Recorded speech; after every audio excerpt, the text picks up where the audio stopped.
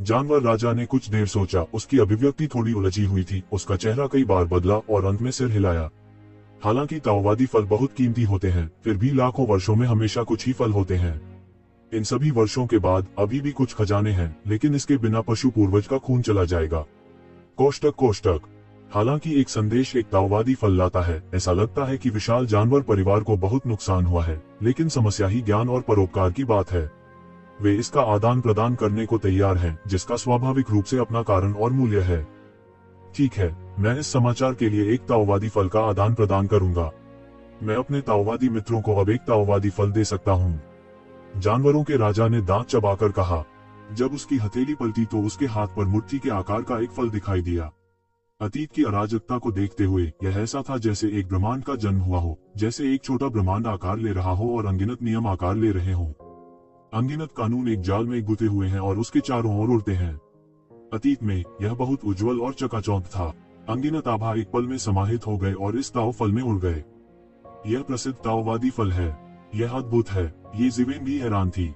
वह शायद ही सोच सकता था कि यह एक फल की तरह नहीं, बल्कि ब्रह्मांड की तरह पैदा हो रहा है। ब्रह्मांड की शुरुआत में यह एक विशाल अंडा था। बाद में यह फट गया। आज के स्वर्ग के संसार को बनने में अनगिनत वर्ष लग गए। इस ताओवादी फल में ब्रह्मांड के जन्म का मौसम है। मैं इसकी कल्पना नहीं कर सकता। यह आश्चर्यजनक है। ये ज़िवेन ने आज जो कई दुर्लभ खजाने देखे हैं, उनके लिए यह निस्संदेह शीर्ष 3 या यहाँ तक पहले में रैंक करने के लिए पर्याप्त है। जानवर का पूर्वज दुनिया में आपदा लाने और सम्राट को ऐसा करने के लिए मजबूर करने में सक्षम था। निश्चित रूप से उसके कारण और विवरण थे। क्या यह फल वास्तव में एक ब्रह्मांड पैदा कर सकता है? ये ज़िवेन आश्चर्यचकित हुए बिना नहीं रह सकी और कहा, यदि ऐसा है तो क्या वह एक नए ब्रह्मांड का स्वामी नहीं बनना चाहेगी? ताओवादी दोस्त हंस रहे हैं। जानवर राजा कड़वाहट से मुस्कुराया और कहा, हालांकि ऐसी कई अफवाहें हैं कि इस फल से एक ब्रह्मांड पैदा हो सकता है, यह वास्तव में सिर्फ एक अफवाह है। ऐसा करना असंभव है। यह सच है या झूठ तो दूर की बात है। भले ही यह सच हो, एक ब्रह्मांड को हैच करने में 10 बिलियन से अधिक वर्ष लगेंगे। मुझे नहीं लगता कि किसी के पास उस समय तक प्रतीक्षा करने की क्षमता है। भले ही वह खिलता है और फल देता है और एक नया फल ताओ फूल लाता है, लेकिन ताओ फूल हजारों वर्षों से हमारे परिवार के हाथों में है और कोई नहीं है ब्रह्मांड में बदलने का संकेत। मुझे लगता है कि यह शायद सिर्फ एक अफवाह है। उद्धरण चिन्ह। ये ज़िवेन का दिल भी गुप्त रूप से जीव है। 10 अरब साल, मुझे डर है कि देवताओं का जीवन समाप्त हो जाएगा। यह अफवाह रही है कि देवताओं का जीवन वास्तव में सीमित है, लेकिन जीवन के अंत तक कभी कोई नहीं आया। यदि 10 अरब वर्ष हैं, तो शायद यह वास्तव में जीवन के अंत तक आ गया है। शुरुआत में ये ज़िवेन के दिल में भी कुछ भावनाएं थीं।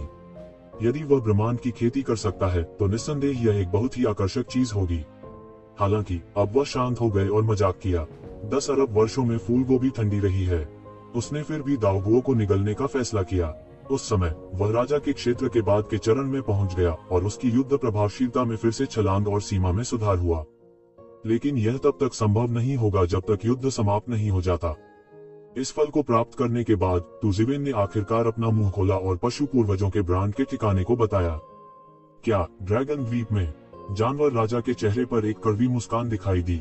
कुछ जेडी में भी उनके पास इसे बाहर निकालने का एक तरीका होता है। जानवर परिवार का विवरण मजाक नहीं कर रहा है। हालांकि यह ड्रैगन द्वीप में है। विवरण के संदर्भ में ड्रैगन द्वीप उनके विशाल पशु परिवार से कहीं अधिक मजबूत है। यहाँ तक वे ड्रैगन द्वीप में गुस्ताखी करने की हिम्मत नहीं करते। हालांकि हम अब ड्रैगन द्वीप के ठिकाने को जानते हैं, मुझे डर है कि पशु पूर्वज के निशान को वापस पाना इतना आसान नहीं है। उस समय हम नहीं जानते कि सफल होने में कितना खर्च आएगा। हालांकि उन्होंने तुरंत इन विचारों को निष्कासित कर दिया। भले ही उसे बड़ी कीमत चुकानी पड़े, वह जानवर के पूर्वज के ब्रांड और खून को भी जोड़ देगा। यदि वह ऐसा कर सकता है, तो उनके विशाल पशु परिवार की शक्ति में बहुत सुधार होगा। भले ही केवल एक व्यक्ति ने पशु के पूर्वज के रक्त को जगाया हो, यह कीमती होगा। कोष्टक कोष्टक।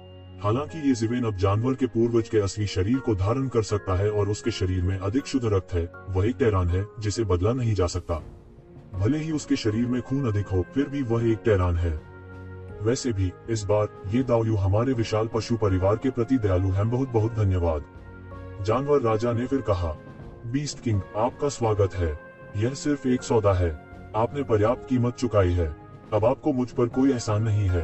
ये ज़िवेन, हे, आपको इसका अधिकतम लाभ उठाने के लिए समय पर इस तरह की चीजों का उपयोग करने की आवश्यकता है। भविष्य में हम और अधिक संवाद कर सकते हैं। इस बार हम तियानजू की फांसी में और अधिक सहयोग कर सकते हैं। जानवर राजा ने बदले में कहा। 10 देव राजाओं में जानवरों का राजा अपने अहंकार के लिए प्रसिद्ध है। वहीं उनके उग्र स्वभाव के कारण बहुत से लोग उनसे संवाद करने को तैयार नहीं हैं। अब वे ऐसे शब्द कहते हैं, यह संभव है कि वह यक्षिवेन को भी अपने दिल से पहचानता हो। ठीक है, यह सबसे अच्छा है। येज़िवेन ने मुस्कुराते हुए कहा कि वह कई दोस्तों और कई सड़कों की सच्चाई को नहीं समझता है, लेकिन कुछ लोगों ने उसे यह रास्ता देने से इनकार कर दिया और उसे एक मृतंत के लिए मजबूर होना पड़ा। स्वाभाविक रूप से वह केवल एक ही तरीके से मार सकता था। वास्तव में इस समय पशु राजा भी थोड़ा स्तब्ध था। येज़िवेन को साथ निभाना उतना मुश्किल नहीं लग रहा था जितना कि अफवाह थी। अफवाहों के विभिन्न संस्करणों में येज़िवेन क्रोधी और हिंसक था। वह एक अत्यंत क्रोधी व्यक्ति भी था। उन्हें डर था कि अगर वे सहमत नहीं हुए तो वे युद्ध में विस्फोट कर देंगे। येज़िवेन के साथ झगड़ा करने के लिए कुछ भी नहीं था, लेकिन अगर पुरखों के जानवर के खून की वापसी की संभावना से इनकार किया जाता है तो यह उसका पाप है। सौभाग्य से येज़िवेन उम्मीद से बेहतर नजर आ रहे हैं। उस मामले में मैं जल्द ही रहूंगा। युद्ध आसन है और सैन्य मामले शामिल हैं। मैं वास्तव में अलग हूँ और कौशल की कमी है। मैं पहले जाऊंगा और अगली बार फिर आऊंगा। जानवर राजा ने अपना हाथ बढ़ाया और कहा, जाने के लिए अच्छा है, कोई डिलीवरी नहीं। येज़िवेन ने अपना हाथ झुकाया और कहा।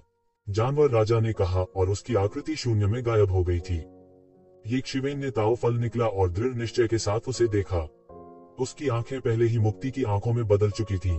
वह अनगिनत एवेन्यू कानूनों की अभिव्यक्ति देख सकता था और सभी नियम इतने स्पष्ट थे। यह आश्चर्यजनक है। वह इसे निगलने के प्रभाव की प्रतीक्षा कर रहा था। सेना निकलने वाली थी, लेकिन जल्द ही कुछ अज्ञात हुआ। एक पागल ताओवादी अचानक गठबंधन मुख्यालय में घुस गया और चिल्लाया, यह खत्म हो गया है, यह खत्म हो गया है, यह सब खत्म हो गया है।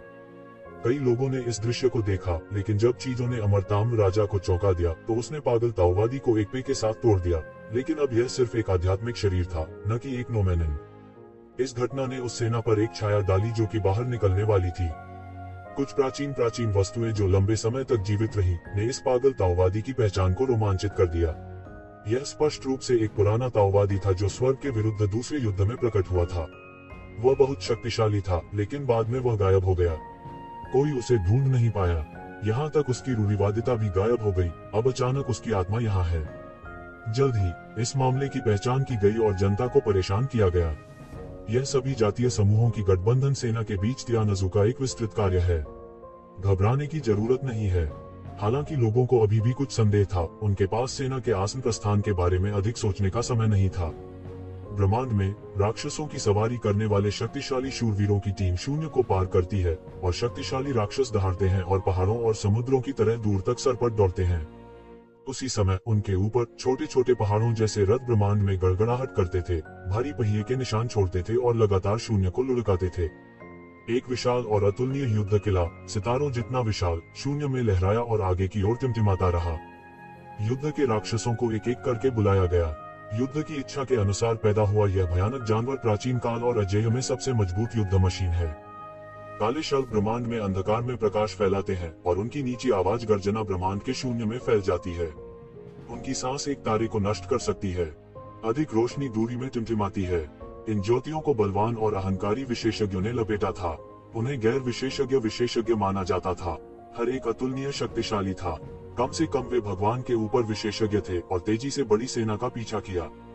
उसके बाद एक के बाद एक अनगिनत सैनिक एक जैसे कपड़े पहने और एक ही युद्ध करते हुए निकले। इस समय जाति की परवाह किए बिना सभी की एक पहचान है। एक धार की तरह देवता के स्तर पर दसियों हजार सैनिक हर सेकंड, अजेय और यहाँ तक भगवान राजा भी सामान्य प्रवृत्ति को रोक नहीं सकते हैं।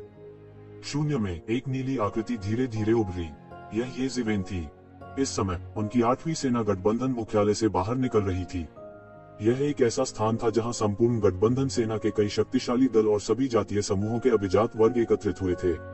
इस समय वे एक के बाद एक इकट्ठा हुए, दूर के संचरण सरणी पर पहुंचे और एक मजबूत दुश्मन का गला घोटने के लिए इसे एक सांस में स्वर्गीय परिवार के छिपने के स्थान पर पहुंचा दिया। येज़िवेन ने हल्की सांस ली। युद्ध भयंकर होने के लिए अभिशप्त था। अंत में वह नहीं जानता था कि कितने लोग जीवित वापस आ सकते हैं। अगर वे होते भी तो वह यह कहने की हिम्मत नहीं करता था कि हर कोई जीवित रह सकता है और मृत्यु और चोट की दर और भी अधिक हो सकती है। कुछ देव राजाओं ने बंद होने के बहाने सभी जातीय समूहों की मित्र देशों की सेना के आह्वान को अस्वीकार कर दिया। हालांकि सम्राट चेन के पास एक अच्छा मौका था, लेकिन उसका आनंद लेने के लिए उसके पास एक जीवन होना चाहिए। उसके चरणों में जादू भगवान अजगर एक अजगर की तरह हवा में उठा, तुरंत बड़ी सेना का पीछा किया और ब्रह्मांड के शून्य में गायब हो गया। उसके चारों ओर अनगिनत शक्तिशाली लोग उस धार की तरह है जो सभी शक्तिशाली शत्रुओं को कुचल डालेगी। R1152 ... अनंत अंधकार और शून्यता में अनगिनत सरणियां लगातार झिलमिलाती हैं।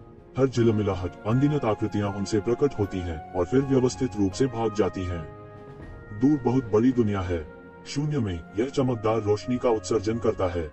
दूर से यह एक विशाल ग्रह प्रतीत होता है जो प्रकाश बैंड के एक चक्र से घिरा हुआ है। लेकिन इस समय लड़ाई पहले से ही जारी थी। जब तू जीवेन पहुंचे तो वह इसे एक नजर में देख सकते थे। दूरी में भयानक युद्ध हर जगह छिड़ रहे थे और हर जगह भगवान स्तर की लड़ाई देखी जा सकती थी। हालांकि दोनों पक्षों की बड़ी ताकतें अभी तक नहीं आई हैं, इसलिए आधिकारिक तौर पर लड़ाई शुरू नहीं हुई है, लेकिन इस दुनिया में मूल रूप से तियानजू परिधि की रक्षा करने वाली सेना के साथ लड़ती रही है। अतीत में तियानजू ने कई ब्रेकआउट का आयोजन किया था और घेरे से बाहर निकलना चाहता था, लेकिन यह सफल नहीं हुआ। सभी जातीय समूहों की मित्र सेनाएं पहली लड़ाई को समाप्त करना चाहती हैं, लेकिन तियानजू पक्ष सभी जातीय समूहों की मित्र सेनाओं के साथ बहुत जल्दी नहीं लड़ना चाहता। सड़क के खिलाफ जाने के बाद उन्हें सम्राट के दुनिया में लौटने का इंतजार करना पड़ता है। 8वीं वाहिनी लगातार संचरण सरणी से संचार कर रही है, साथ ही वह लगातार पूरी टीम और पूरी सेना को युद्ध के लिए तैयार कर रहा है। स्वाभाविक रूप से कोई न कोई चीजों के ऊपर और नीचे के लिए जिम्मेदार होता है। ये जीवेन सिर्फ एक आध्यात्मिक ध्वज है और उसे विशिष्ट चीजों में हस्तक्षेप करने की आवश्यकता नहीं है। ये जीवेन को इसमें कोई दिलचस्पी नहीं है। सभी जातीय समूहों की सेनाओं को आने में कुछ समय लगेगा।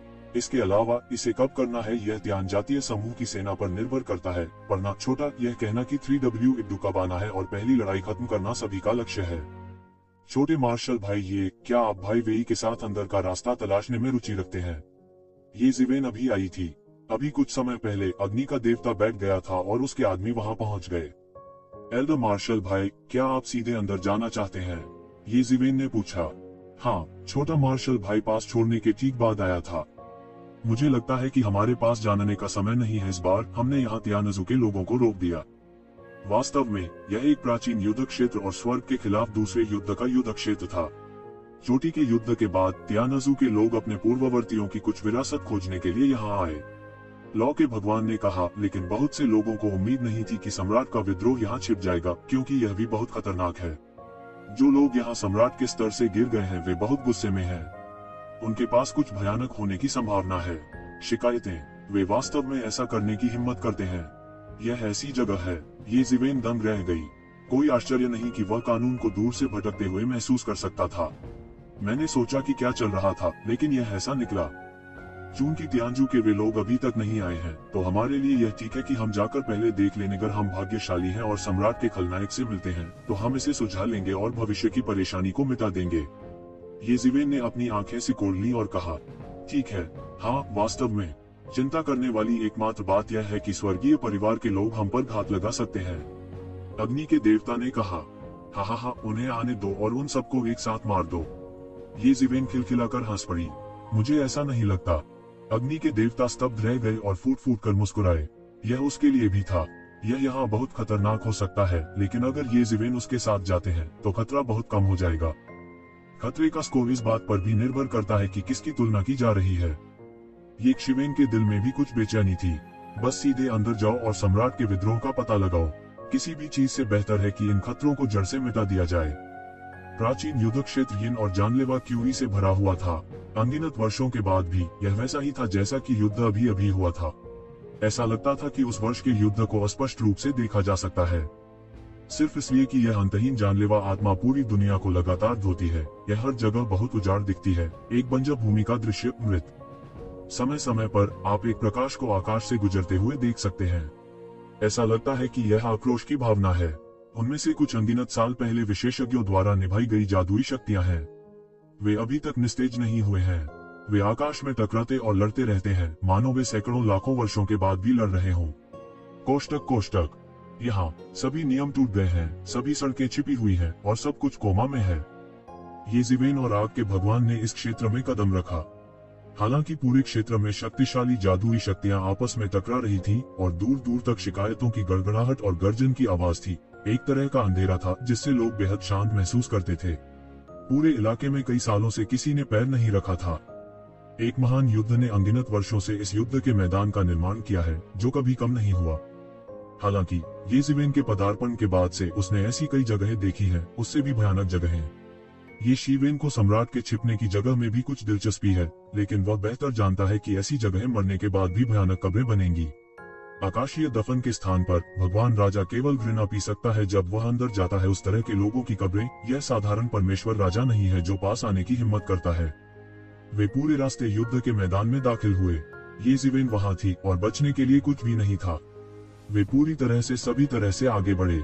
समय समय पर दूरी में वे देख सकते थे कि दूर से एक शक्तिशाली अंगरक्षक और जोरदार क्यूई के साथ एक गॉड किंग उड़ रहा था। केवल येज़िवेन और अग्नि के देवता को ही इस युद्ध क्षेत्र का विचार नहीं था। एक बार जब दोनों पक्षों की सेना वास्तव में लड़ने के लिए निकल जाती है, तो सेना के बढ़ जाने के बाद उनके लिए कोई साहसिक कार्य करना असंभव है। यदि वे कुछ हासिल करना चाहते हैं तो उन्हें पहले प्रवेश करने के लिए इस अवसर का लाभ उठाना होगा। लेकिन वे मूल रूप से गॉड किंग स्तर के विशेषज्ञ हैं। वे बहुत तेज थे और सभी तरह से बह गए। उन्हें कई शिकायतें मिली। उन सभी को येशिवेन ने हराया था। उन्हें ज्यादा फायदा नहीं हुआ, लेकिन उन्होंने परवाह नहीं की। वे सिर्फ अपनी किस्मत आजमा रहे थे। वाह! अचानक येशिवेन ने देखा कि दूर में एक रोशनी चमकी। यह केवल येज़िवेन की छुटकारे की आंखों में चमका और बिना निशान के गायब हो गया, लेकिन येज़िवेन ने इसे पाया। त्यानजू। हालांकि येशिवेन ने यह नहीं देखा कि यह क्या था, फिर भी उन्होंने स्वर्गीय परिवार की गंध को महसूस किया। उसने तुरंत अपने बगल में आग के भगवान के साथ चिल्लाया और उन दोनों ने पीछा किया। पलक झपकते ही इसने करोड़ों मील की दूरी तय कर ली है। चारों ओर मौसम बदल गया है। मुझे नहीं पता कि मैं कहाँ हूँ। अंत में येज़िवेन ने इस आंकड़े को पकड़ लिया। दूर से देखने पर वह वास्तव में काले बालों वाला एक नर शेर था। इस समय वो येशिवेन को घूर रहा था। उसकी पूंछ कांटों से ढकी हुई थी, जिससे एक अत्यंत खतरनाक भावना निकल रही थी। उसने येशिवेन को देखा और धीमी आवाज में गुर्राता रहा। निश्चित रूप से यह स्वर्गीय परिवार है। हाँ, यह उनका बंदी आत्मिक पशु होना चाहिए। येशिवेन ने धीरे से कहा कि उसका अनुमान गलत नहीं था। ठीक है, हाँ, यह एक कांटेदार पूंछ वाला शेर है।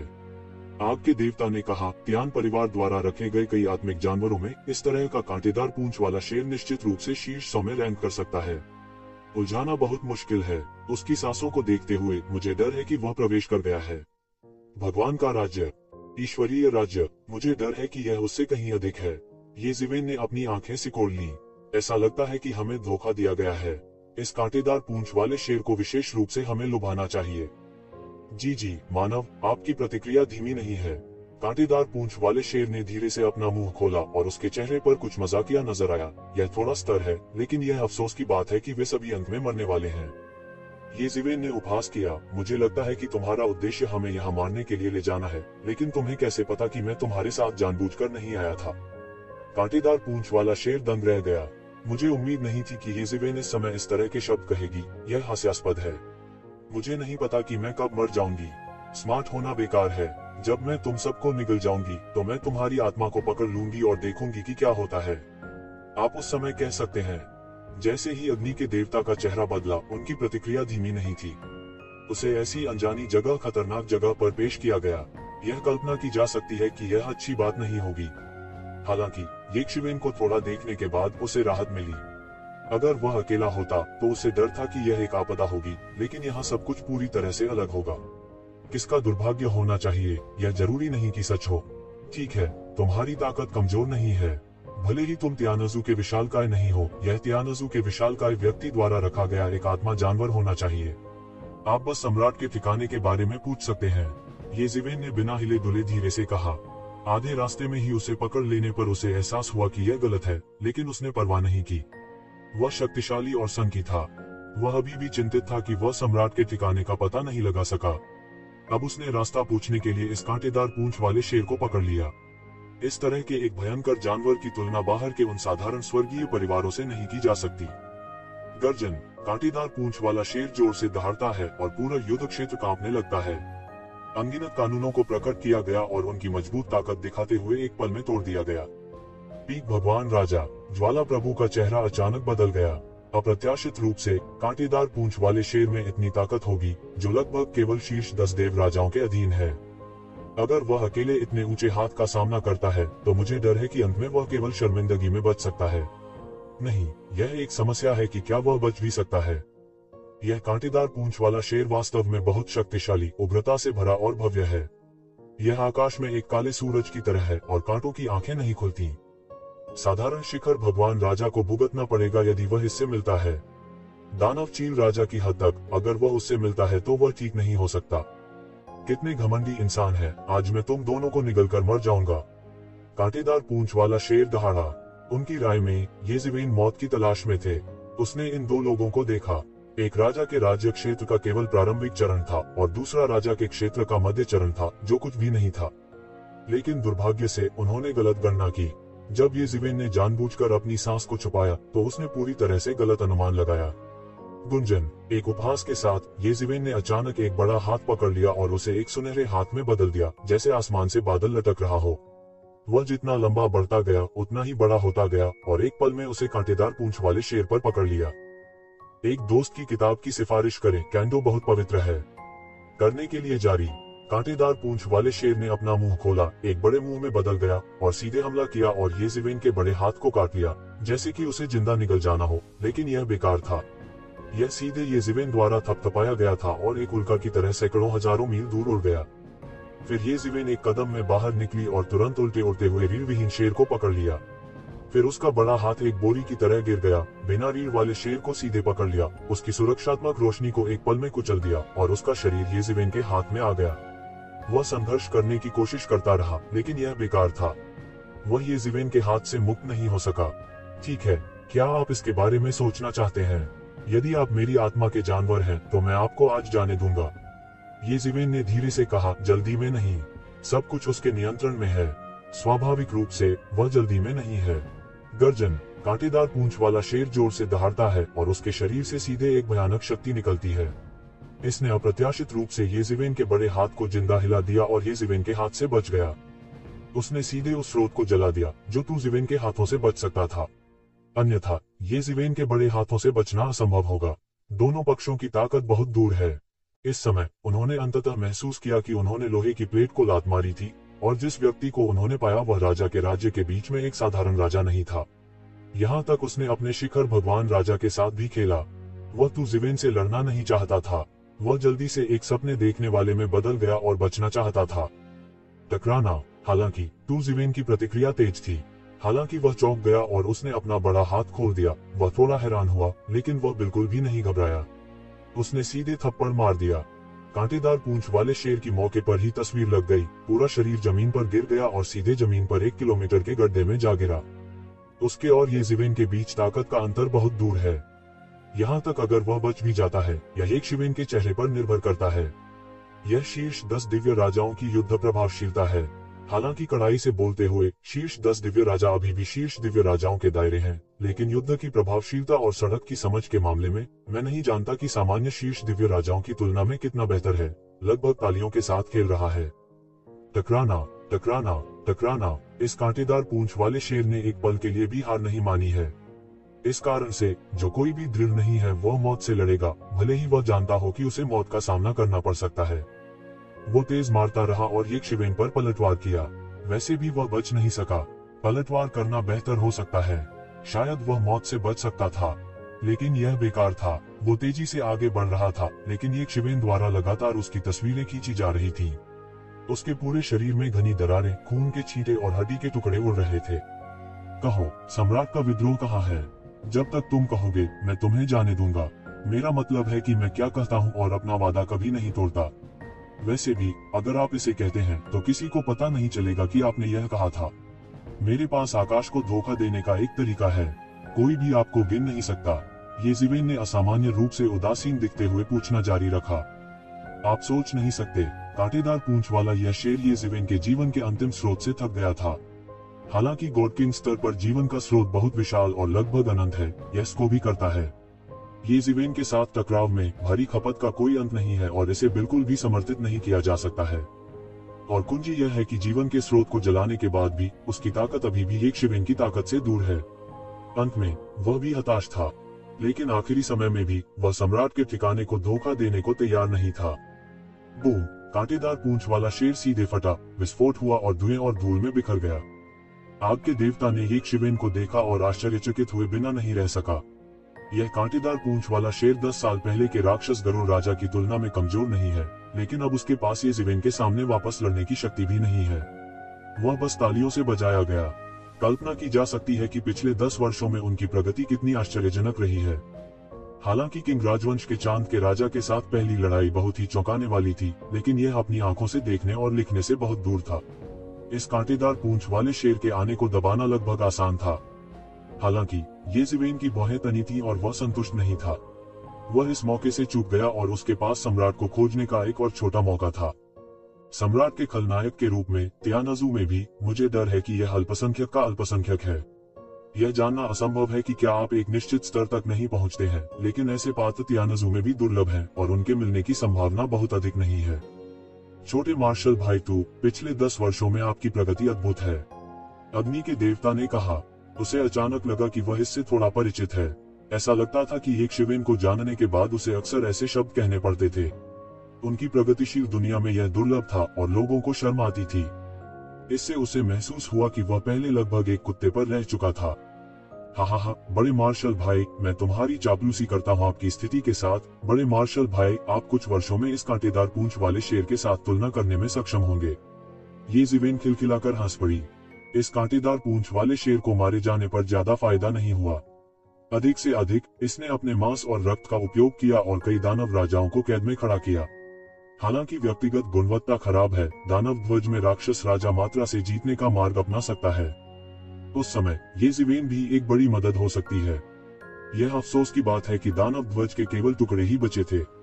यहाँ तक उनके हाथ में राक्षस ध्वज भी टुकड़ों में से एक है। पौराणिक दानव ध्वज की शक्तिशाली शक्ति को वास्तव में लहराने का कोई तरीका नहीं है। जब दानव ध्वज को हिलाया गया तो विश्व दानव परिवार को उल्टा कर दिया गया और सूर्य और चंद्रमा ने रंग बदल दिया। जब आप उस दृश्य के बारे में सोचते हैं तो आप अविश्वसनीय और असीम शक्तिशाली महसूस करते हैं। अब हो सकता है कि उस वर्ष में तुम्हारी शक्ति का 1000वां भाग भी न रहे। जब तक वह एक दिन पौराणिक क्षेत्र तक नहीं पहुंच पाता, तब तक वह एक गाइड के रूप में अपने वर्तमान दानव ध्वज के साथ स्वर्ग और दुनिया से अन्य टुकड़ों को बुलाने में सक्षम होगा। उस समय उसके पास दानव ध्वज के पूर्ण संस्करण की शक्ति को देखने का अवसर हो सकता है। अरे, इसमें कई साल नहीं लगते। मैंने सोचा था कि इसमें वास्तव में कई साल नहीं लगते हैं। हालांकि आपकी प्रगति की तुलना में छोटे मार्शल भाई कोई तुलना नहीं है। अगर मैं सच में वहां पहुंच गया, छोटे योद्धा भाई, तुम सम्राट नहीं बनोगे। आग के देवता ने येज़िवेन को संदेह से देखा। शायद यह वास्तव में संभव है और जरूरी नहीं। येज़िवेन को समझ नहीं आ रहा था कि क्या कहे। उनके लगभग सभी कारनामों को उनके जीवन से खरीदा गया था। मैं नहीं जानता कि सामान्य साधना के इस चरण तक पहुंचने में कितने वर्ष लगेंगे। चलो देखते रहते हैं। यह अफसोस की बात है कि हम सीधे सम्राट से नहीं मिले। येज़िवेन ने हल्की सांस ली। सौभाग्य से शुरुआत में उन्हें ज्यादा उम्मीद नहीं थी, लेकिन उन्हें यह महसूस नहीं हुआ कि वे कितने निराश थे। वे 3 दिन और 3 रात तक अंदर ही अंदर टहलते रहे। अपने पैरों से, भले ही उन्होंने जानबूझकर जल्दबाजी न की हो, वे खतरनाक जगह की गहराई तक जा सकते थे। सभी प्रकार की शिकायतों और खतरनाक स्थानों के अलावा तियान परिवार के विशेषज्ञ हैं जो किसी भी समय घात लगाकर हमला कर सकते हैं। क्योंकि अधिक से अधिक लोग प्रवेश करते हैं, ऐसा लगता है कि तियान परिवार के लोगों को भी खबर मिलती है और वे सभी जातियों के इन भगवान राजाओं पर घात लगाते हैं। तुज़िवेन अकेले कई समूहों से मिले, लेकिन वे तुज़िवेन के विरोधी नहीं थे। वे सब मारे गए और खबर तक नहीं निकली। हालांकि फिर भी मुझे डर है कि कुछ तियानज़ू विशेषज्ञ अंदर से कुछ स्थितियों का न्याय कर सकते हैं। उनमें से कोई भी इस दिशा में वापस नहीं आया। मुझे डर है कि वे एक बड़े विशेषज्ञ से मिले, इसलिए धीरे धीरे येज़िवेन अधिक से अधिक शक्तिशाली विशेषज्ञों से मिले। तीसरे दिन वह शीर्ष 10 दिव्य राजाओं की एक शक्तिशाली उपस्थिति से भी मिला, जो तियानज़ू की एक अत्यंत प्राचीन वस्तु थी। ऐसा लगता है कि उन्हें येज़िवेन को मारने के लिए आमंत्रित किया गया है। जितना अधिक वे अंदर जाते हैं, सम्राट के विद्रोह का सामना करने की संभावना उतनी ही अधिक होती है। उन्हें सभी संभावनाओं को खत्म करना होगा। अगर कोई और बदल गया होता तो मुझे डर है कि इसे यहाँ लगाया गया होगा। ऐसा हुआ कि यह व्यक्ति येज़िवेन था। उसके ऊपर आते ही दोनों पक्षों में अद्भुत युद्ध होने लगा। एक लंबे युद्ध के बाद आखिरकार उसे येज़िवेन द्वारा दबा दिया गया। यद्यपि स्वर्गीय परिवार का यह प्राचीन किंग राजवंश के चंद्रमा के राजा की तुलना में थोड़ा अधिक मजबूत है, लेकिन यह तुज़िवेन के लिए थोड़ा परेशानी भरा है। यह बिल्कुल भी नहीं है। इस दिन येज़िवेन और अग्नि के देवता युद्ध के मैदान के केंद्र में गहरे चले गए थे। वे दोनों सीधे इसी दिशा में आ गए। अधिक से अधिक शक्तिशाली विशेषज्ञ अवरुद्ध हो गए, जिससे येज़िवेन को भी समझ में आ गया कि वह डर गया था कि वह इस युद्ध के मैदान में तियानज़ू के आधार शिविर के करीब था। यदि उसने सही अनुमान लगाया तो सम्राट का विद्रोह यहाँ हो सकता है, अन्यथा त्यानजू के विशेषज्ञ खुद को मिटाने के लिए इतने उत्सुक नहीं होते। हालांकि कोई सेना नहीं है, ये जिवेन कम या ज्यादा अनुमान लगा सकती है। मुझे डर है कि ऐसा इसलिए है क्योंकि बहुत सारे दिव्य राजा चुपके से आ रहे हैं। बहुत सारे लोग हैं जिनके पास ये शिवेन के समान विचार हैं। वे सभी दिव्य राजा के ऊपर के विशेषज्ञ हैं। युद्ध के मैदान में स्वर्गीय परिवार के विशेषज्ञ डरते हैं कि वे खुद पर ध्यान देने में बहुत व्यस्त हैं। किसी पुराने एंटीक को आमंत्रित करना आसान नहीं है। अन्य दिशाओं में यह संभव है कि शीर्ष 10 गॉड किंग स्तर के स्वामी चुपके से आ गए हों। युद्ध शुरू होने से पहले सम्राट को ढूंढना और उसे मारना सबसे अच्छा है और फिर ताऊ बनने के अवसर का लाभ उठाएं। यहाँ तक देवताओं के बीच आधिपत्य पक्ष का अस्तित्व भी एक के बाद एक घुसता गया। सभी जातीय समूहों की गठबंधन सेना के बीच ऐसे विशेषज्ञ पूरे युद्ध क्षेत्र को उल्टा करने के लिए पर्याप्त हैं। इसकी तुलना में ये जिवेन इतना आकर्षक नहीं है। ये जिवेन इनमें से कुछ की गणना भी कर सकती है। हालांकि युद्ध के मैदान में भारी अराजकता है, वह शक्तिशाली है और कुछ गणना कर सकता है। उनके सामने एक विशाल नदी दिखाई दी, मानो क्षितिज से बहकर क्षितिज के अंत में आ गई हो। वास्तव में जो चीज उन्हें प्रभावित करती थी वह यह थी कि नदी के साथ साथ लाशें तैरती रहती थीं। R1152... ये लाशें, जिनका पहली बार प्रचार किया गया है, एक अमर दिव्य शक्ति का उत्सर्जन करती हैं। अनगिनत वर्षों तक मरने के बाद भी लाशें सड़ेंगी नहीं और अमर प्रताप प्रकट होगा। कोष्टक... समय समय पर आप भगवान राजा के शरीर को नदी पर तैरते हुए भी देख सकते हैं, अत्यधिक गरिमा से बाहर निकलते हुए और नदी के एक हिस्से पर हावी होते हुए। मृत्यु के बाद भी इन देवताओं के बीच एक स्पष्ट पदानुक्रम है। इन लाशों में त्यान राष्ट्रीयता और अन्य राष्ट्रीयताओं के स्वामी हैं। यहाँ तक कि जिवेन ने भी कुछ अति प्राचीन जातियों की लाशें देखी। ये प्राचीन नस्लें अब नहीं रही और केवल कुछ क्लासिक चित्रों और ग्राफिक्स में दर्ज की गई हैं।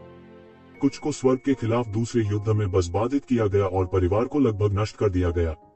कुछ लोगों को विश्वास हो गया है कि उन्होंने परिवार को नष्ट कर दिया है और अब वे स्वर्ग की दुनिया में नहीं पाए जा सकते। स्वर्ग के खिलाफ 2 युद्ध इतने भयंकर थे कि प्राचीन और आधुनिक समय के बीच कोई तुलना ही नहीं थी। लोंगडा और गुहुआन, जो प्राचीन काल से बहुत मजबूत रहे हैं, सीधे तौर पर कड़ी टक्कर दी गई है और कई कमजोर नस्लें गायब हो गई हैं और अब नहीं मिल सकती हैं। यह वास्तव में स्वर्ग के खिलाफ युद्ध के लिए एक युद्ध क्षेत्र है। ये जिवेन ने धीरे से कहा। कुछ गायब दौड़ यहाँ पाई जा सकती हैं। स्वर्ग के विरुद्ध 2 युद्ध स्वर्ग की पूरी दुनिया में जल गए। कोई बच नहीं सकता। कहीं भी अज्ञात युद्ध क्षेत्र होना संभव है। हालांकि ये लाशें अभी भी चमकदार सुनहरी रोशनी का उत्सर्जन कर रही हैं। अपने जीवन काल की गरिमा और अनुल्लंघनीयता की तरह वे मृत्यु की एक मजबूत गंध से लिपटे हुए हैं। किसी भी भगवान की मृत्यु की भावना करोड़ों लोगों की मृत्यु के बाद संघनित मृत्यु की भावना से अधिक है। इससे ऐसा लगता है कि लोग अंडरवर्ल्ड में प्रवेश कर गए हैं, जो दूसरी दुनिया है। यह भयानक है। अग्निदेव यह कहे बिना नहीं रह सके कि केवल इन तैरती हुई लाशों से उनके लिए यह कल्पना करना मुश्किल नहीं है कि 2 विश्व युद्ध कितने दुखद थे। उसके जैसे स्तर का अस्तित्व अंत तक सुरक्षित रूप से जीने में सक्षम नहीं हो सकता है, क्योंकि उसके जैसा एक शीर्ष विशेषज्ञ यह दूसरी पार्टी का पहला लक्ष्य भी होना चाहिए। इसके विपरीत सभी जातीय समूहों की गठबंधन सेना भी पहली बार त्यानजू के विशेषज्ञों को निशाना बनाना चाहेगी, ताकि भविष्य के युद्धों का मार्ग प्रशस्त हो सके। उनके जैसे विशेषज्ञ की मृत्यु और चोट की दर सामान्य लोगों की तुलना में अधिक होती है। क्या यह वैतरणी नदी है? मुझे हमेशा ऐसा लगता है कि मैं अंतहीन नरक की ओर ले जाना चाहता हूँ। ये जिवेन की रुचि है। जीवन और मृत्यु का पीछा करना भी उनकी संभावित रुचि है। बेशक वह इस पर ध्यान केंद्रित नहीं करेंगे, लेकिन जब अवसर सामने हो तो वह कैसे हार मान सकते हैं? उसे इस बात का एहसास था कि क्या वह जीवन और मृत्यु के बीच के रहस्य को समझ सकता है। स्वर्ग और पृथ्वी के बीच के सबसे बड़े रहस्य को खोजना संभव है, एक अभूतपूर्व रहस्य। जाओ और देखो, ये जिवेन ने कहा कि उन्होंने मोर्चा संभाला और सीधे ऊपर चले गए। अग्नि का देवता थोड़ा स्तब्ध रह गया और तुरंत उसके पास आ गया। 10 दिनों तक एक साथ सर पर दौड़ने के बाद वे आखिरकार इस नदी के स्रोत पर आ गए, जो एक अत्यंत गहरा कुंड, काला कुंड है। यहाँ तक कि स्वयं भी मृत्यु की गैस से विकसित हुआ है और हवा में एक भयानक शक्ति है। इस गहरे कुंड के ऊपर एक अंतरिक्ष दरार में 3000 फीट नीचे झरने बहते रहे। पूल में दरार में क्या है, ये जिवेन तलाश करना चाहती थी। उसने बस अंतरिक्ष की दरार को फाड़ दिया और उसमें से गुजरना चाहता था, लेकिन एक सर्वोच्च महिमा एक पल में लुढ़क गई और उसने ये जिवेन को बिल्कुल भी पास नहीं आने दिया। ये जिवेन इसे सीधे फाड़ने में असमर्थ है। हालांकि मुझे लगता है कि कुछ अप्रत्याशित होगा और अज्ञात शक्तियां प्रकट हो सकती हैं। हालांकि ये जिवेन बोल्ड है, लेकिन वह अपने अंतर्ज्ञान पर अधिक भरोसा करता है। इसके अलावा युद्ध आसन है और यह सबसे अच्छा अवसर नहीं है। यह पता चला है कि शरीर इस जगह से धोया नहीं गया था। आग के भगवान ने अपने दिमाग से पूल को साफ किया और उसमें लाशों का ढेर नहीं पाया। यह और भी अजीब है। मूल रूप से उन्होंने सोचा था कि स्रोत पर या युद्ध के मैदान में एक युद्ध क्षेत्र हो सकता है और सभी जातीय समूहों की कई लाशें हो सकती हैं। अब वे बहुत निराश हैं। यह बिल्कुल नहीं है। ऐसा लगता है कि यह नदी की समस्या नहीं है। क्या ये लाशें मानव निर्मित हैं? येज़ेबेल थोड़ा चौंक गई, लेकिन अगर वे ऐसा करते हैं तो उनका उद्देश्य क्या है? यहाँ तक येज़ेबेल ने जोर देने की हिम्मत नहीं की कि यह त्यानज़ु था। इस युद्ध के मैदान में बहुत सी रहस्यमयी चीजें हैं। इन दिनों येज़ेबेल ने कुछ बेहद भयानक अस्तित्व का सामना किया है, बेवजह हमला किया है, यानी उनकी ताकत काफी मजबूत है। यदि वह सामान्य शिखर भगवान राजा में बदल जाता है तो उसे ऐसी जगह में प्रवेश करने पर घृणा करनी पड़ती है। वे युद्ध पृथ्वी को हिला रहे हैं। वह केवल अकेला ही लड़ सकता है और अग्नि का देवता मदद नहीं कर सकता। लड़ाई ने बहुत कुछ अनुभव किया है, लेकिन यह अफसोस की बात है कि बहुत अधिक फसल नहीं हुई है। अब सोचिए उन लाशों के बारे में जो नदी में तैर रही हैं। उन्होंने कोई धन नहीं छोड़ा। ऐसा लगता है कि उन्हें छीन लिया गया है। यह प्राकृतिक से अधिक मानव निर्मित जैसा दिखता है। हालांकि इससे पहले कि वह सोचना जारी रखता, त्यानयुआन के दर्पण में एक हलचल हुई। यह पता चला कि ये कियान जाग गया। एक रोशनी चमकी और ये कियान एक शिवेन के सामने प्रकट हुआ। उसने सफेद कपड़े पहने थे और धूल उठाई थी। उसका सुंदर चेहरा कुछ ठंडा था। ये शिवेन को देखकर वह बस मुस्कुराया। आप अंत में जाग। हाँ, यह केवल एक साधारण संवाद है, लेकिन इसमें हजारों शब्द हैं। सब कुछ काफी है। येज़ेबेल ने धीरे से ये कियान की नरमी, गर्म और नरम पकड़ ली। उन्होंने जीवन और मृत्यु का अनुभव किया था और उन्हें ज्यादा कुछ कहने की आवश्यकता नहीं थी। इसके अलावा ये कियान बात करने वाला नहीं था। यह कौन है? ज्वाला भगवान थोड़ा सहम गए। एक आदमी अचानक क्यों दिखाई दिया? ये कियान ने बहुत पहले ही मृत्यु के प्रभु की विरासत को स्वीकार कर लिया था। यद्यपि अग्नि का देवता जानता है कि ऐसा कोई व्यक्ति है, उसने इसे कभी नहीं देखा। यह मेरी पत्नी है, ये कियान। येज़ेबेल ने मुस्कुराते हुए कहा, कियान, यह मेरा बड़ा मार्शल भाई है, अग्नि का देवता है। वह सप्ताह के दिनों में मेरा बहुत ख्याल रखता है। मैं आज ले सकता हूँ, बड़े मार्शल भाई ने बहुत कुछ किया है। यह भी वही है जो तू शिवेन ने अपने दिल से कहा था। वह अग्नि के देवता के बहुत आभारी है। जब से उसने गुप्त घाटी में प्रवेश किया है, अग्नि के देवता ने उसकी कई बार सहायता की है। यदि अग्नि का स्वामी न हो तो वह धीरे धीरे हजारों वर्षों तक विकसित होगा। यह कोई मजाक नहीं है। इसलिए भले ही उसकी ताकत आग के भगवान से आगे निकल गई हो, फिर भी वह उसे एक वरिष्ठ भाई कहने को तैयार है। इसका उसकी ताकत से कोई लेना देना नहीं है, लेकिन वास्तव में वह कृतज्ञ है। मैंने बड़े भाई को देखा है। ये कियान ने अपने बड़े योद्धा भाई को बुलाने के लिए येज़ेबेल का अनुसरण किया। उन्होंने अनुग्रह और सम्मान के साथ सलामी दी।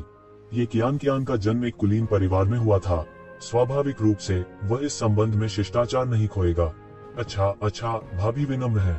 अग्नि के देवता मुस्कुराए और अपना मुंह बंद नहीं कर सके। हालांकि वह हुआ मेंघान के बारे में जानता था, फिर भी उसने परवाह नहीं की। येज़ेबेल की वर्तमान सत्ता स्थिति के साथ भले ही पत्नियों और रखेलियों के समूह हो, यह एक साधारण बात है। यह कोई अजीब बात नहीं है। यहाँ तक मजबूत महिला चिकित्सक भी अक्सर हजारों नरपालतू जानवरों को कैद में रखती हैं। यह आश्चर्य की बात नहीं है। ये वो दुनिया है जहाँ ताकतवर की इज्जत होती है। इससे कोई फर्क नहीं पड़ता कि पुरुष महिला है या नहीं। फोकस मजबूत है। हालांकि वह और येज़ेबेल वास्तव में अच्छे दोस्त हैं। उनके बीच कोई साजिश नहीं है। वे अन्य छिपे हुए घाटी राजाओं की तुलना में बहुत अधिक सामंजस्यपूर्ण हैं और संबंध स्वाभाविक रूप से अतुलनीय है। लेकिन क्या आप हमेशा वहां रहे हैं? अग्नि के देवता ने उनकी शंका पूछी। येज़ेबेल ने उसे ये कियान के बारे में थोड़ा समझाया और पहले और बाद में जो कुछ हुआ उसके बारे में थोड़ा बताया। उसी समय उसने ये कियान को भी समझाया। वह इन अधिकांश वर्षों से सो रही है और पता नहीं बाद में क्या हुआ। यह सुनने के बाद कि येज़ेबेल उसके लिए कठिनाइयों और खतरों से गुजरी है और यहाँ तक सम्राट के चुनाव की राह में प्रवेश किया है, ये कियान की आंखें अधिक से अधिक कोमल हैं। ऐसे खुशमिजाज पति से कौन शादी नहीं करना चाहती? आपने इन सभी वर्षों में कड़ी मेहनत की है, ये कियान ने कहा। यह कुछ भी नहीं है, तुम ठीक हो जाओगे, येज़ेबेल ने कहा। भले ही यह 9वां स्वर्ग और 9वां शांत हो, क्या बात है? ये कियान ने ज्यादा कुछ नहीं कहा, बस येज़ेबेल की हथेली को भींचा, जो मन की शांति का प्रतिनिधित्व करती थी। मूल रूप से यहाँ बहुत सारे मोड़ हैं, लेकिन मेरे छोटे भाइयों और बहनों को मृत्यु के देवता की विरासत में मिली है और उनका भविष्य असीमित है। मृत्यु का देवता उस समय भयंकर और शक्तिशाली था। शक्ति के मामले में यह अतुलनीय है। यहाँ तक कि उस समय के शीर्ष 10 दिव्य राजा भी विरोधी नहीं थे। अग्नि के देवता ने बधाई दी। जहाँ तक वह जानता है, येज़ेबेल की 2 पत्नियां बहुत मानवीय नहीं हैं। तो कियान को मृत्यु के प्रभु की रूढ़िवादिता विरासत में मिली है और हुआ मेघान के पास तियानहुआन की विरासत है। उनकी भविष्य की उपलब्धियां भी असाधारण हैं। ये क्षिवेन की बराबरी करने के लिए काफी है। हालांकि वह ली चेंसी के अस्तित्व को नहीं जानता था, तो जिवेन के लिए ली चेंसी एक और आश्वस्त करने वाली शुद्ध भूमि है। ये जिवेन ने देखा कि ये कियान अभी जागा था और वह पहले से ही परमेश्वर का शिखर था। वह राजा बनने से महज आधा कदम दूर थे। ऐसा लगता है कि उसे मृत्यु के स्वामी की विरासत और शेष कौशल को अवशोषित करना चाहिए था। पूछा तो सच था, यद्यपि मैंने मृत्यु के देवता की विरासत और कौशल को आत्मसात कर लिया है, आखिरकार वह एक लंबे समय के लिए गिर गई है। यहाँ तक अगर स्वर्ग की दुनिया में अभी भी उसके कौशल शेष हैं, तो यह मेरे लिए उसके चरम पर पहुंचने के लिए पर्याप्त नहीं है। ये कियान ने अपना सिर हिलाया और कहा, फिर भी एक ही पीढ़ी में तू कियान की गति बहुत तेज है, दूसरों से बहुत पीछे है। मैं थोड़ी देर के लिए सोने जा रहा था, लेकिन मुझे यहाँ मृत्यु की प्रबल शक्ति महसूस हुई। दूसरों के लिए यह जेडी से अलग नहीं है, मेरे लिए यह वास्तव में खेती के लिए एक पवित्र भूमि है। मैं मृत्यु की शक्ति को अवशोषित करने के लिए यहाँ रहना चाहता हूँ। ये कियान ने कहा और ये जिवेन की ओर देखा। उसकी आंखों में कुछ याचना थी। अब वह पहले की तुलना में ये शिवेन की राय पर अधिक विचार करेगी। ये सिवेन के सिर में दर्द हो रहा था। यदि यह सामान्य होता तो वह स्वाभाविक रूप से सहमत होता, लेकिन वह फिर भी यहाँ रहता और तू कियान के लिए धर्म की रक्षा करता। उसके लिए निश्चिंत होना बहुत खतरनाक था। करने के लिए जारी, उनके साथ यहाँ धर्म की रक्षा के लिए यह कहना आसान है।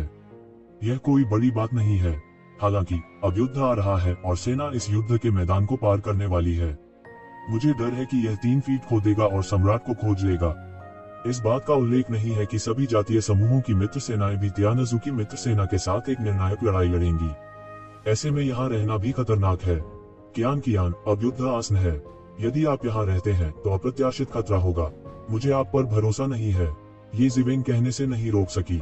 हाँ भाभी, यह यहाँ बहुत खतरनाक है। यदि यह वास्तव में यहाँ महत्वपूर्ण है तो आप लड़ाई के बाद भी अभ्यास पर लौट सकते हैं। अग्निदेव ने भी अपना मुंह खोला और कहा, मुझे पता है कि तुम मेरे लिए अच्छे हो, लेकिन चिंता मत करो, वह स्थान जहाँ मैं वास्तव में अभ्यास करता हूँ वह यहाँ नहीं है। ये कियान ने कहा, मृत्यु के देवता का एक रहस्य यहाँ शामिल है, लेकिन यहाँ कोई भी व्यक्ति बाहरी नहीं है, इसलिए मैं इसे नहीं छिपाऊंगा। वास्तव में मृत्यु के देवता को एक बार एक रहस्यमयी विरासत मिली, मृत्युलोक नामक स्थान में प्रवेश किया और सर्वोच्च विरासत प्राप्त की। बाद में उन्होंने अपनी खेती में तेजी से प्रगति की। हालांकि मौत की दुनिया का प्रवेश पूरी दुनिया में मिलना मुश्किल है। मुझे जो मिला उसके अनुसार मृत्यु के देवता की विरासत के दृष्टिकोण से मृत्यु के देवता ने अनुमान लगाया कि मृत्युलोक एक अत्यंत गुप्त आयाम में स्थित हो सकता है, जिस तक साधारण साधनों से नहीं पहुंचा जा सकता। मुझे बहुत उम्मीद नहीं थी, क्योंकि जब मृत्यु के देवता ने उस समय भी मेरे शरीर को नियंत्रित किया तो मैं वापस चला गया। एक पुस्तक उपन्यास पढ़ें। हालांकि मृत दुनिया का प्रवेश द्वार ध्वस्त हो गया है। मेरी अटकल के अनुसार मृत दुनिया का प्रवेश निश्चित नहीं हो सकता है, लेकिन स्वर्ग की दुनिया में बेतरतीब ढंग से प्रकट हो सकता है। यह अवसर वास्तव में दुर्लभ है। जब मौत की बादशाही भारी थी तो मुझे दूसरा नहीं मिला, इसलिए यह प्रवेश द्वार मेरे लिए है। यह एक दुर्लभ अवसर है जो मेरे महान भाग्य से संबंधित हो सकता है और मैं इसे छोड़ना नहीं चाहता। ये जिवेन ने ये कियान को देखा और पूछा, क्या आपका मतलब है कि आप इस मृत दुनिया के प्रवेश द्वार से मृत दुनिया में प्रवेश कर सकते हैं? मैंने अभी कोशिश की और बस करीब आ गया, मुझे बाहर कर दिया गया। ये जिवेन उस स्थान पर उनके प्रति भारी अस्वीकृति को महसूस कर सकते थे। अगर वह जबरदस्ती घुसना चाहता था तो उसे डर था कि कुछ हो जाएगा, और मुख्य बात यह थी, वह नहीं जानता था कि दरार के पीछे क्या है और वह जोखिम उठाने को तैयार नहीं था। ऐसा इसलिए है क्योंकि मौत की दुनिया बाहरी दुनिया से सब कुछ पीछे हटती है। इसमें केवल मौत की शक्ति है। आप इस सड़क का निर्माण नहीं करते, स्वाभाविक रूप से आप मौत की दुनिया से बाहर हो जाएंगे। लेकिन मेरे लिए यह एक पवित्र भूमि है खेती के लिए। यह सिर्फ एक प्रवेश द्वार है, बाहर गिरने का मुझ पर बहुत कम प्रभाव पड़ता है।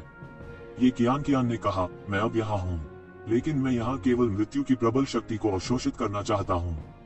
जाहिर है यह काफी समय हो गया है। यदि यहाँ युद्ध फैला तो मैं सीधे मृत्युलोक में प्रवेश करूंगा। आपको चिंता करने की जरूरत नहीं है। मृत दुनिया कहाँ है? मैंने इसके बारे में कभी क्यों नहीं सुना? ये शिवेन ने पूछा। वास्तव में मुझे नहीं पता कि यह कहाँ है। ये कियान ने अपना सिर हिलाया। यह शुरुआत में मृत्यु के भगवान द्वारा खोजा गया था, इसलिए इसे मृत दुनिया का नाम दिया गया है। यह मृत्यु की शक्ति से भरा है। मृत्यु का स्वामी उस वर्ष बहुत गहराई में नहीं गया था, इसलिए उनमें से कई स्पष्ट नहीं है। मौत का भगवान गहरा नहीं गया है। कहने का मतलब यह है कि मृत दुनिया में न केवल मौत की शक्ति है, यह बहुत खतरनाक होना चाहिए। ये शिवेन ने जल्दी से पूछा और उसका दिल और भी बेचैन हो गया। वास्तव में इसमें कई मरे हुए जीव रहते हैं। वे मृत्यु की शक्ति से पैदा हुए थे। अत्यंत भयानक अस्तित्व हो सकता है। ये कियान ने नहीं छुपाया। वृद्ध दुनिया कभी प्रकट नहीं हुई है, इसलिए बाहरी दुनिया उसे बहुत अच्छी तरह से नहीं जानती है। ये जिवेन ने सिरदर्द के साथ अपने बाल नोच लिए। उनके पास शायद ही कभी ऐसा समय था। वह तो कियान के बारे में चिंतित था, लेकिन वह नहीं जा सका। ठीक वैसे ही जैसे वह पहले हुआ मैंगान के बारे में चिंतित था, लेकिन हुआ मैंगान और ये कियान ली चेंसी से अलग है। ली चेंसी केवल खुद पर निर्भर है। वह अपने जीवन में सब कुछ है और उसके लिए बाकी सब कुछ महत्वपूर्ण नहीं है। लेकिन ये कियान और हुआ मैंगान दोनों का एक स्वतंत्र पक्ष है। ये शिवेन उनसे प्यार करती है, लेकिन इस समय उसे इसकी चिंता करनी होगी। वह ये कियान के साथ मृत दुनिया में जाना चाहता था, क्योंकि बहुत सारे अज्ञात और दुर्घटनाएं थीं। वह निश्चिंत कैसे हो सकता है? चिंता मत करो, मेरे पास मृत्यु के भगवान की स्मृति का एक हिस्सा है। इसलिए हालांकि मौत की दुनिया खतरनाक है, यह मेरे लिए निकट मृत्यु नहीं है। यह बहुत संभावना है कि इसमें कुछ ऐसा है जो विरासत में नहीं मिल सकता है। मैं हार नहीं मानना। ये कियान ने ये जिवेन की ओर देखा और कहा, मैंने कभी भी अपना दिल ताऊ के सामने नहीं रखा। इससे भी महत्वपूर्ण बात यह है कि मैं तुम्हारे पीछे नहीं पड़ना चाहता। ये जिवेन की तीव्र प्रगति भी ये कियान के लिए एक बड़ा दबाव है। हालांकि वह सो रही है, वह मृत्यु के देवता की विरासत को अवशोषित करना जारी रखती है। उसकी प्रगति धीमी नहीं है, लेकिन वह नहीं चाहती। ये शिवेन की प्रगति उससे कहीं तेज है। अगर वह पकड़ में नहीं आती है, तो शायद वह केवल ये शिवेन के पंखों के नीचे छिपी एक छोटी महिला बन सकती है। वह यही नहीं चाहती है। हालांकि वह महिला सम्राट की राह हासिल करने के लिए उतनी महत्वाकांक्षी नहीं है, लेकिन उसका चरित्र भी बहुत मजबूत है। मैं तुम्हारे पंखों के नीचे एक छोटी औरत नहीं बनना चाहती। ये कियान ने ये जिवेन को देखा और बहुत गंभीर दिखी। ये शिवेन उसकी गंभीरता को महसूस कर सकती थी। अंत में भले ही वह असंतुष्ट थी, वह केवल सिर हिला सकती थी और कह सकती थी, लेकिन क्या युद्ध समाप्त होने के बाद हम प्रवेश नहीं कर सकते? मुझे डर नहीं है। मौत की दुनिया का प्रवेश द्वार इतना स्थिर नहीं है। जब युद्ध शुरू होता है तो यह नष्ट हो सकता है। अगर उस समय मौत की दुनिया का प्रवेश द्वार टूट जाता है, तो मुझे डर है कि इसे ढूंढना इतना आसान नहीं है। ये कियान ने अपना सिर हिलाया। ठीक है, ये जिवेन ने हाथ मिलाने में रूई को हिलाया। हालांकि वह अभी अभी फिर से मिला था और उसे अलग होना पड़ा था, लेकिन वह लंबे समय तक एक बालिका नहीं थी। इसके अलावा उसने पहले ही प्रचार कर दिया था कि भविष्य में दिन बहुत लंबे होंगे। वह केवल उस वाक्य का प्रयोग कर सकता है। यदि दो भावनाएं लंबे समय तक रहती हैं, तो क्या वे दिन रात खुद को आराम देंगी? हालांकि ये कियान ने जल्दबाजी नहीं की। 10 दिन बाद वह मृत्युलोक के द्वार से गुजरा और मृत्युलोक में प्रवेश किया। इन 10 दिनों में आग का देवता एक प्रकाश बल्ब बनकर नहीं रहा, बल्कि सीधे बाहर घूमने चला गया। केवल ये जिवेन और ये कियान को एक दूसरे से बात करने के लिए छोड़ दिया। ये जिवेन ने तू कियान को पिछले हजारों वर्षों में हुए बदलावों और अपनी कुछ चीजों के बारे में संक्षेप में बताया। उसी समय तू जिवेन ने राजा के क्षेत्र को बंद करने के बारे में अपनी भावनाओं को भी बताया, जो सीधे युवानशन ब्रांड के रास्ते में किया गया था। यह वह नहीं है जो सामान्य लोग कर सकते हैं। जब दोनों पक्षों को पूर्ण विश्वास हो तभी यह संभव हो सकता है। उसी समय ये जिवेन ने ये कियान के लिए 10,000 धर्मचक्र भी छोड़े। यद्यपि वह मृत्यु के देवता द्वारा विरासत में मिली है, मृत्यु के देवता अनगिनत वर्षों से पतित हैं और कोई भी सर्वश्रेष्ठ कलाकृतियां नहीं बची हैं। मौत की दुनिया भी खतरनाक और अप्रत्याशित है। ये जिवेन वास्तव में चिंतित है, लेकिन यदि स्वयं की रक्षा के लिए 10,000 धर्मचक्र हैं, तो यह अधिक सुरक्षित होगा। ये कियान ने भी मना नहीं किया। ये जिवेन के समर्थन से उसने आसानी से 10,000 धर्म रूलेट को प्रारंभिक रूप से परिष्कृत किया। ये जिवेन की मूल कठिनाइयों की तुलना में मुझे नहीं पता कि यह कितनी बार आसान है। ये कियान की आकृति को मृत दुनिया में गायब होते देख ये जिवेन निराश हो गया और अंत में फिर से मिला। हालांकि यह देखते हुए कि वो अब ठीक थी, ये जिवेन के दिल में एक बड़ा पत्थर नीचे रख दिया गया था। हालांकि मेडिकल किंग ने कहा कि कोई समस्या नहीं है। ये जिवेन ने तो कियान को पूरे दिन जागते हुए नहीं देखा, इसलिए वह पूरे दिन चिंतित रहा। इसके तुरंत बाद अग्नि के देवता लौट आए। इन दिनों में उसने युद्ध के मैदान में कुछ शक्तिशाली प्राणियों और स्वर्गीय परिवार के एक परमेश्वर राजा को मार डाला। उन्होंने बहुत कुछ हासिल किया। हालांकि कोई ये जिवेन नहीं है, वह स्वयं भी एक शक्तिशाली ईश्वर राजा है, जिसे कम करके नहीं आंका जा सकता। जब तक वह शिखर देव राजा से नहीं मिल जाता, तब तक आत्मरक्षा में कोई हर्ज नहीं है। वर्षों से उसका संचय कोई मजाक नहीं है, लेकिन वह ये जिवेन से कमतर है। असल में वह कमजोर नहीं है। वो युद्ध के मैदान की परिधि से एक जोरदार हॉर्न आया और दुनिया हिल गई। ये जिवेन और आग के देवता ने एक दूसरे को देखा और तुरंत समझ गए कि लड़ाई शुरू होने वाली थी।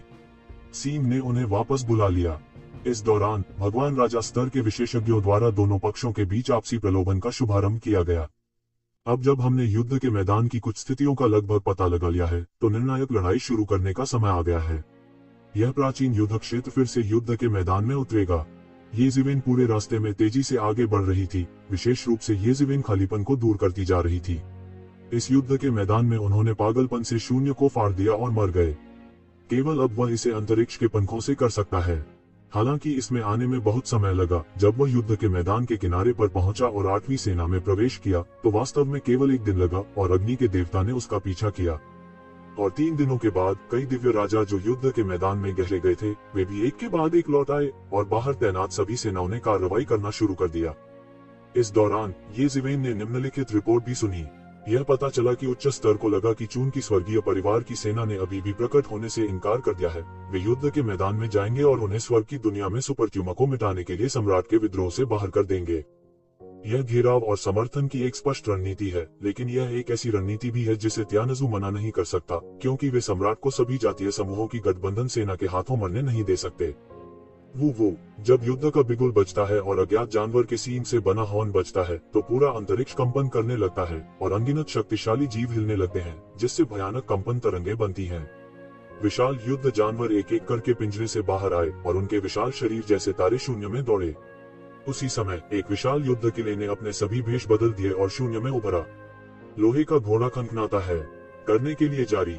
युद्ध का बिगुल बज गया और लंबे समय तक पूरे युद्ध क्षेत्र को घेरने वाले सभी जातीय समूहों की मित्र सेना आखिरकार कार्रवाई के समय आ गई। 23WX।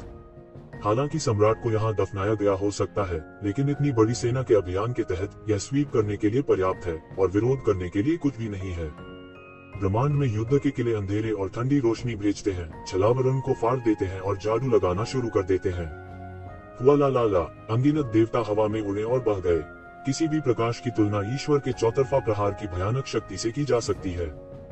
देवताओं की तुलना में यह सबसे मजबूत युद्ध मशीन है जिसे सभी जातीय समूहों की गठबंधन सेना त्याग और अभ्यास कर सकती है। कोई भी युद्ध किला कई देवताओं द्वारा किए गए भयानक हमले की तरह है। यहाँ तक वास्तव में युद्ध किले का मूल देवताओं के दिव्य व्यक्तित्व द्वारा संचालित होता है। चूंकि कई साल पहले युद्ध का किला दिखाई दिया था, यह लगभग शीर्ष पर विकसित हो गया है। यह भी कहा जाता है कि युद्ध के किले हैं जो भगवान राजा स्तर के लिए खतरा पैदा कर सकते हैं। हालांकि येज़िवेन ने इसे नहीं देखा। हो सकता है कि वह समय न हो।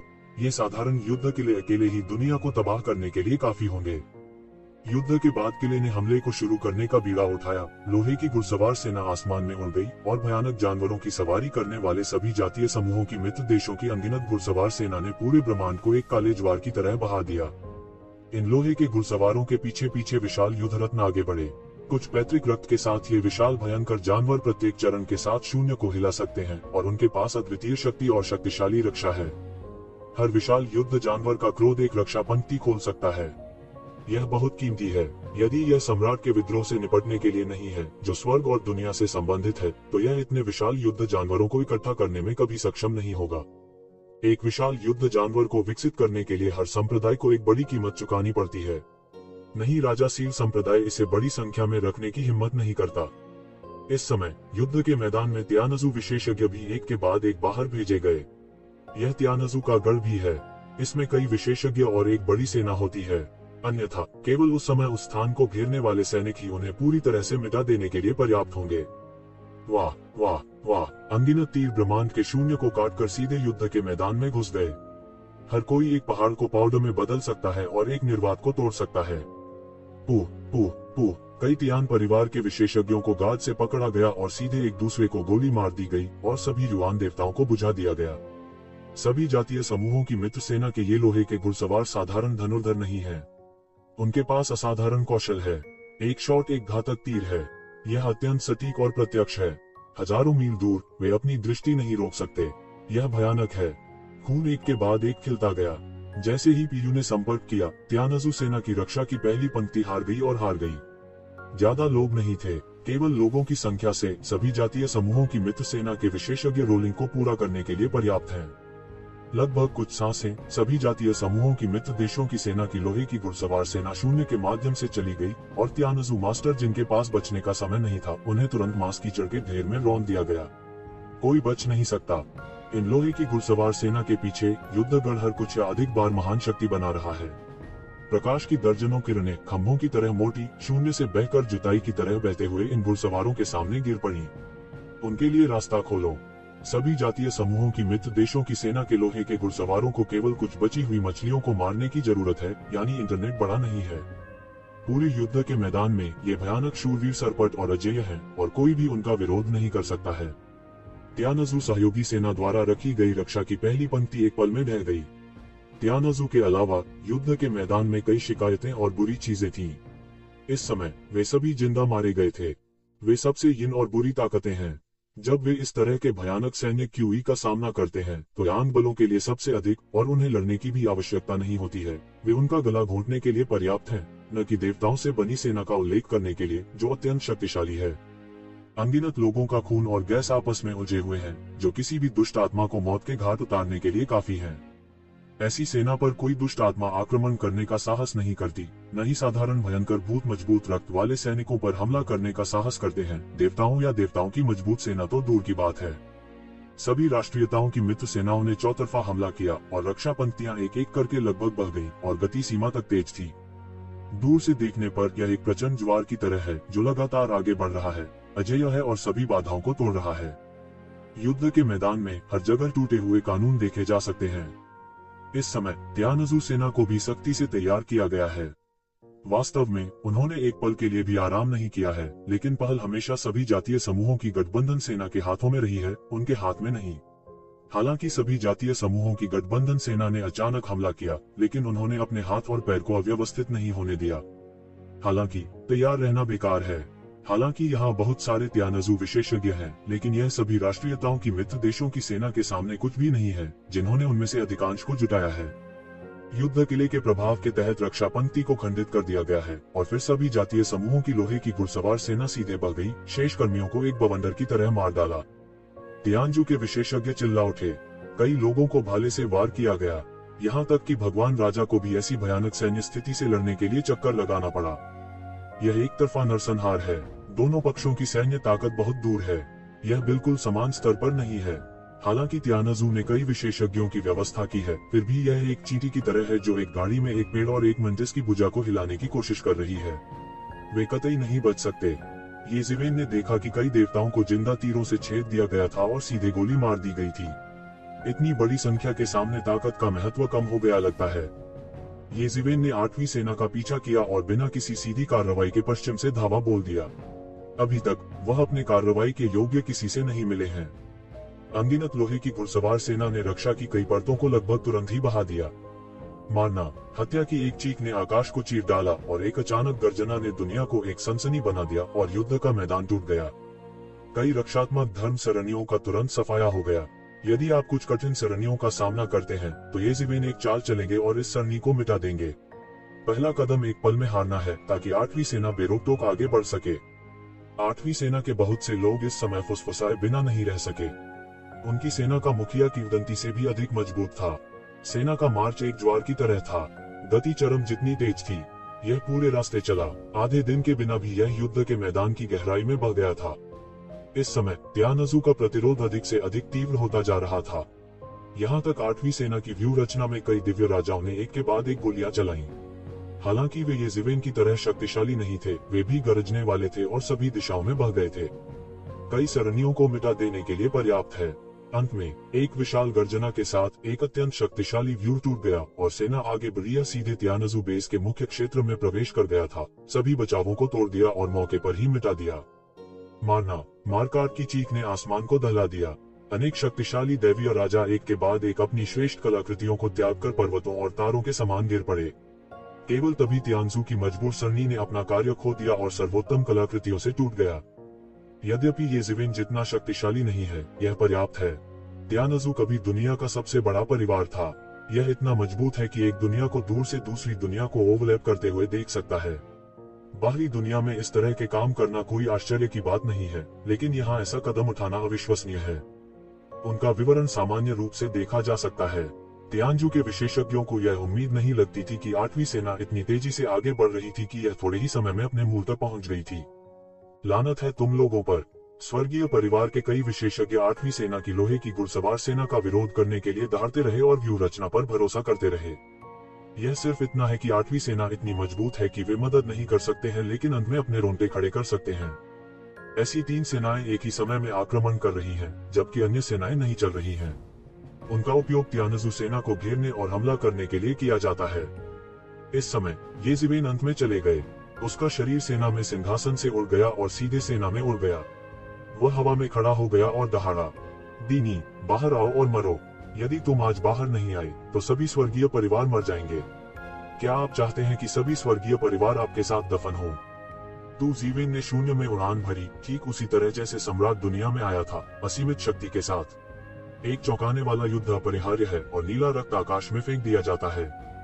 मूल योजना घेरने की थी, लेकिन हमला करने की नहीं। लेकिन चूंकि तियानजू के लोगों ने पहले प्रकट होने से इनकार कर दिया, इसलिए उन्हें बाहर कर दिया गया।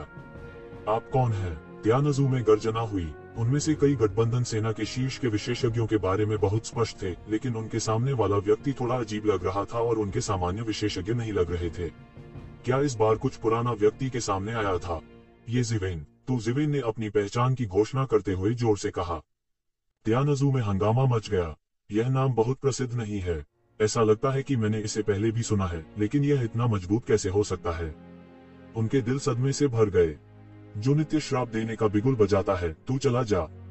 कोई बात नहीं, आप हर दिन 3 या 5 खाते पंजीकृत करते हैं। मैं हर दिन 3 या 5 खातों को सील करता हूँ। आपके पास आधे साल तक परेशानी खड़ी करने का धैर्य है, लेकिन यह ठीक है। मैं भी बहुत धैर्यवान हूँ। जारी रखें। वैसे भी आप हर दिन एक नया खाता पंजीकृत करते हैं। यह दर्दनाक नहीं है। मैं सील को हटाने की जहमत नहीं उठाता। दिमाग में गड्ढा है। कई न्यूरोपैथी है। मैंने ऐसी न्यूरोपैथी पहले नहीं देखी। क्या आपको लगता है कि दूसरे यह नहीं देख सकते कि आप अकेले परेशानी खड़ी कर रहे हैं? इस मानसिक विकलांगता में पढ़ना मेरे लिए बुरा है, लेकिन इससे कोई फर्क नहीं पड़ता। बहरहाल, किताब लगभग खत्म हो चुकी है। बस इसे धीरे से सील कर दें। देखें कौन ज्यादा धैर्यवान है। मस्तिष्क रोग करने के लिए जारी। यदि उनमें से कुछ के द्वारा प्राप्त जानकारी में कुछ भी गलत नहीं है, तो येज़िवेन को मानव परिवार की युवा पीढ़ी होना चाहिए। स्वर्ग और 10,000 लोगों में ऐसे कई पात्र हैं और उनमें से कई स्वर्ग परिवार में हैं।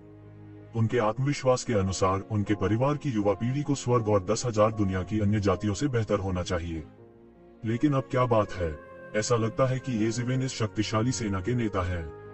यदि उन्हें पहले मिली जानकारी सही है, तो यह वह स्थिति होनी चाहिए जहां केवल शीर्ष 10 दिव्य राजा ही बैठ सकें। अब एक अज्ञात युवा पीढ़ी है। वे सोच सकते हैं कि वे कितने सदमे में हैं। क्या वह किसी सम्राट का नाजायज बेटा है? नहीं तो हम ऐसा कैसे कर सकते हैं? येज़िवेन के पीछे अनगिनत सेनाएं गर्जना कर रही थीं और उसका उत्साह बढ़ा रही थी। रक्त गैस बढ़ रही थी, युद्ध की गैस बढ़ रही थी। लोग दहाड़ रहे थे और घोड़े फुफकार रहे थे, और मुझे नहीं पता कि कितने लोग एक साथ चिल्लाए थे। क्या सम्राट विद्रोही नहीं निकल रहा है?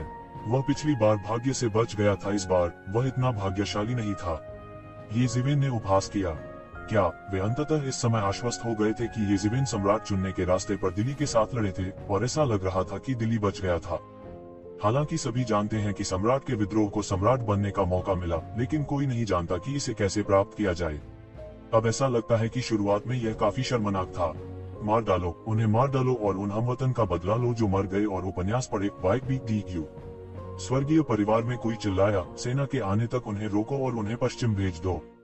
इस समय वे यह भी समझते हैं कि अगर वे इन लोगों को रोक नहीं पाए, तो वे न केवल मर जाएंगे, बल्कि भविष्य में तियानजू की अनगिनत वर्षों की आशा को भी काट देंगे। इस बार सम्राट के चुनाव की राह को जब्त करने के लिए उन्होंने अनगिनत वर्षों की योजना बनाई है, और सम्राट चेन के मौके की गणना करने के लिए उन्होंने बस एक शक्तिशाली मूर्ति के जीवन को जला दिया।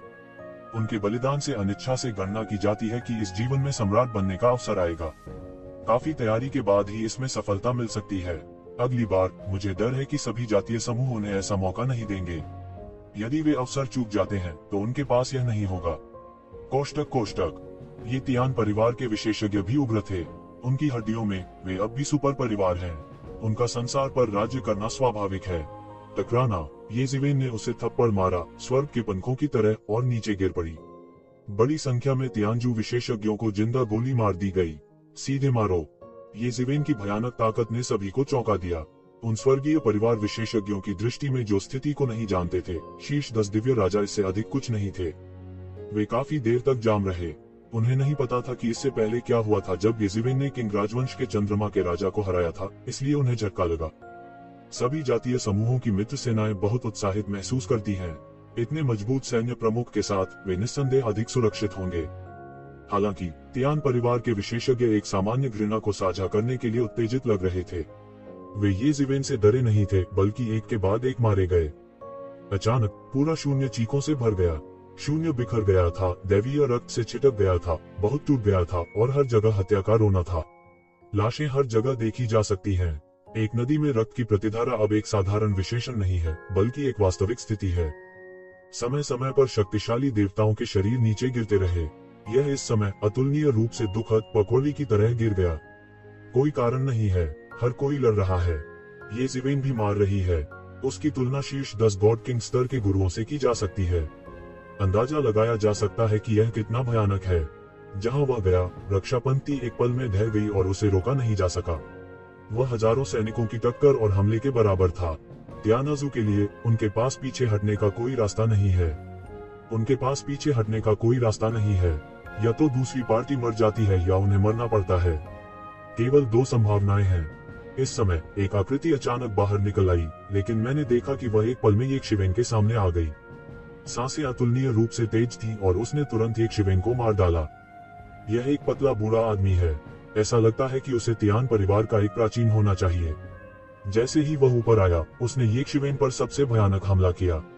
वह अच्छी तरह जानता है कि तुज़िवेन का आतंक अजेय है। वह शीर्ष परमेश्वर राजा के दायरे में पहुंच गया है और उसका संचय बहुत गहरा है। यदि उसे और समय दिया जाता है तो उसके पास शीर्ष 10 देव राजाओं के दायरे से बाहर निकलने की आशा हो सकती है। युवा पीढ़ी, तुम बहुत उग्र हो। मुझे तुम्हें सबक सिखाने दो। दुबले पतले बूढ़े की आंखें अंबर सी थीं। वे बहुत ही अजीब और भयानक लग रहे थे। मुझे सबक सिखाओ। बूढ़े आदमी के साथ तुज़िवेन ने उपहास किया और चकमा नहीं दिया। उसने अपने दबंग सोने के शरीर से बूढ़े आदमी के आतंकवादी प्रहार को सह लिया, लेकिन वह जरा भी नहीं हिला। इस तरह के हमले से 10 साल पहले येज़िवेन को चोट लगने का मौका मिल सकता था, लेकिन अभी तुज़िवेन के लिए यह अभी भी काफी दूर है। नहीं, इस समय पतले बूढ़े आदमी को आखिरकार एहसास हुआ कि समस्या में कुछ गड़बड़ है। उसने येज़िवेन पर कोई हाथ नहीं छोड़ा। वह चाहता था कि ऊपर आते ही उसकी जान चली जाए, लेकिन वह अपनी पूरी ताकत से येज़िवेन को जरा सा भी हिला नहीं सकता था। यह कितनी भयानक बात है, मैं कल्पना नहीं कर सकता। वह तुरंत बार बार पीछे हट गया। येज़िवेन के हमले की सीमा से बाहर निकलने की कोशिश कर रहा था। लगभग एक ही समय में पूरा शरीर शून्य में विलीन हो जाएगा। अब जाने के लिए बहुत देर हो चुकी है। येज़िवेन ने उपहास किया और उसके बड़े हाथ ने अचानक उसे पकड़ लिया और सीधे बिजली की तरह पकड़ लिया। तुज़िवेन का बड़ा हाथ बाहर निकला और पतले बूढ़े आदमी की छाती पर जा लगा। टकराना, एक ध्वनि सोने और लोहे की ध्वनि जैसी थी। खून के छींटे और हड्डियों का मलबा उड़ते हुए सीधे बूढ़े आदमी की छाती से एक बड़ा खून का छेद फूट गया था। एक ही झटके ने परमेश्वर के राजा स्तर के शिखर के अस्तित्व को गंभीर रूप से क्षतिग्रस्त कर दिया। तियानजू की तरफ के लोग मूर्ख हैं। उनके दिलों में बूढ़ा आदमी एक अजेय अस्तित्व है। वह तुज़िवेन का विरोधी नहीं है और वह सिर्फ उसका विरोधी नहीं है। वह एक ही वार से पूरी तरह से हिट हो गया। जाओ जाओ, हम उसके विरोधी नहीं हैं।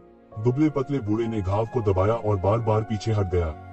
उसकी बहुत देर तक रुकने की हिम्मत नहीं हुई। येज़िवेन द्वारा उड़ाए जाने की ताकत से वह सीधे दूर भाग गया। जाने के लिए बहुत देर हो चुकी है।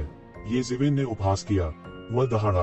पूरा व्यक्ति जिनपेंग की तरह अपने पंख फैलाकर बह गया और एक पैर से नीचे गिर गया। टकराना, बूढ़े आदमी का दिव्य शरीर एक पल में टूट गया और सभी दिशाओं में बिखर गया। एक पल में उसे सभी देवताओं को नष्ट करने के लिए येज़िवेन द्वारा कुचल दिया गया था और उसके शरीर को राक्षस ध्वज ने निगल लिया था।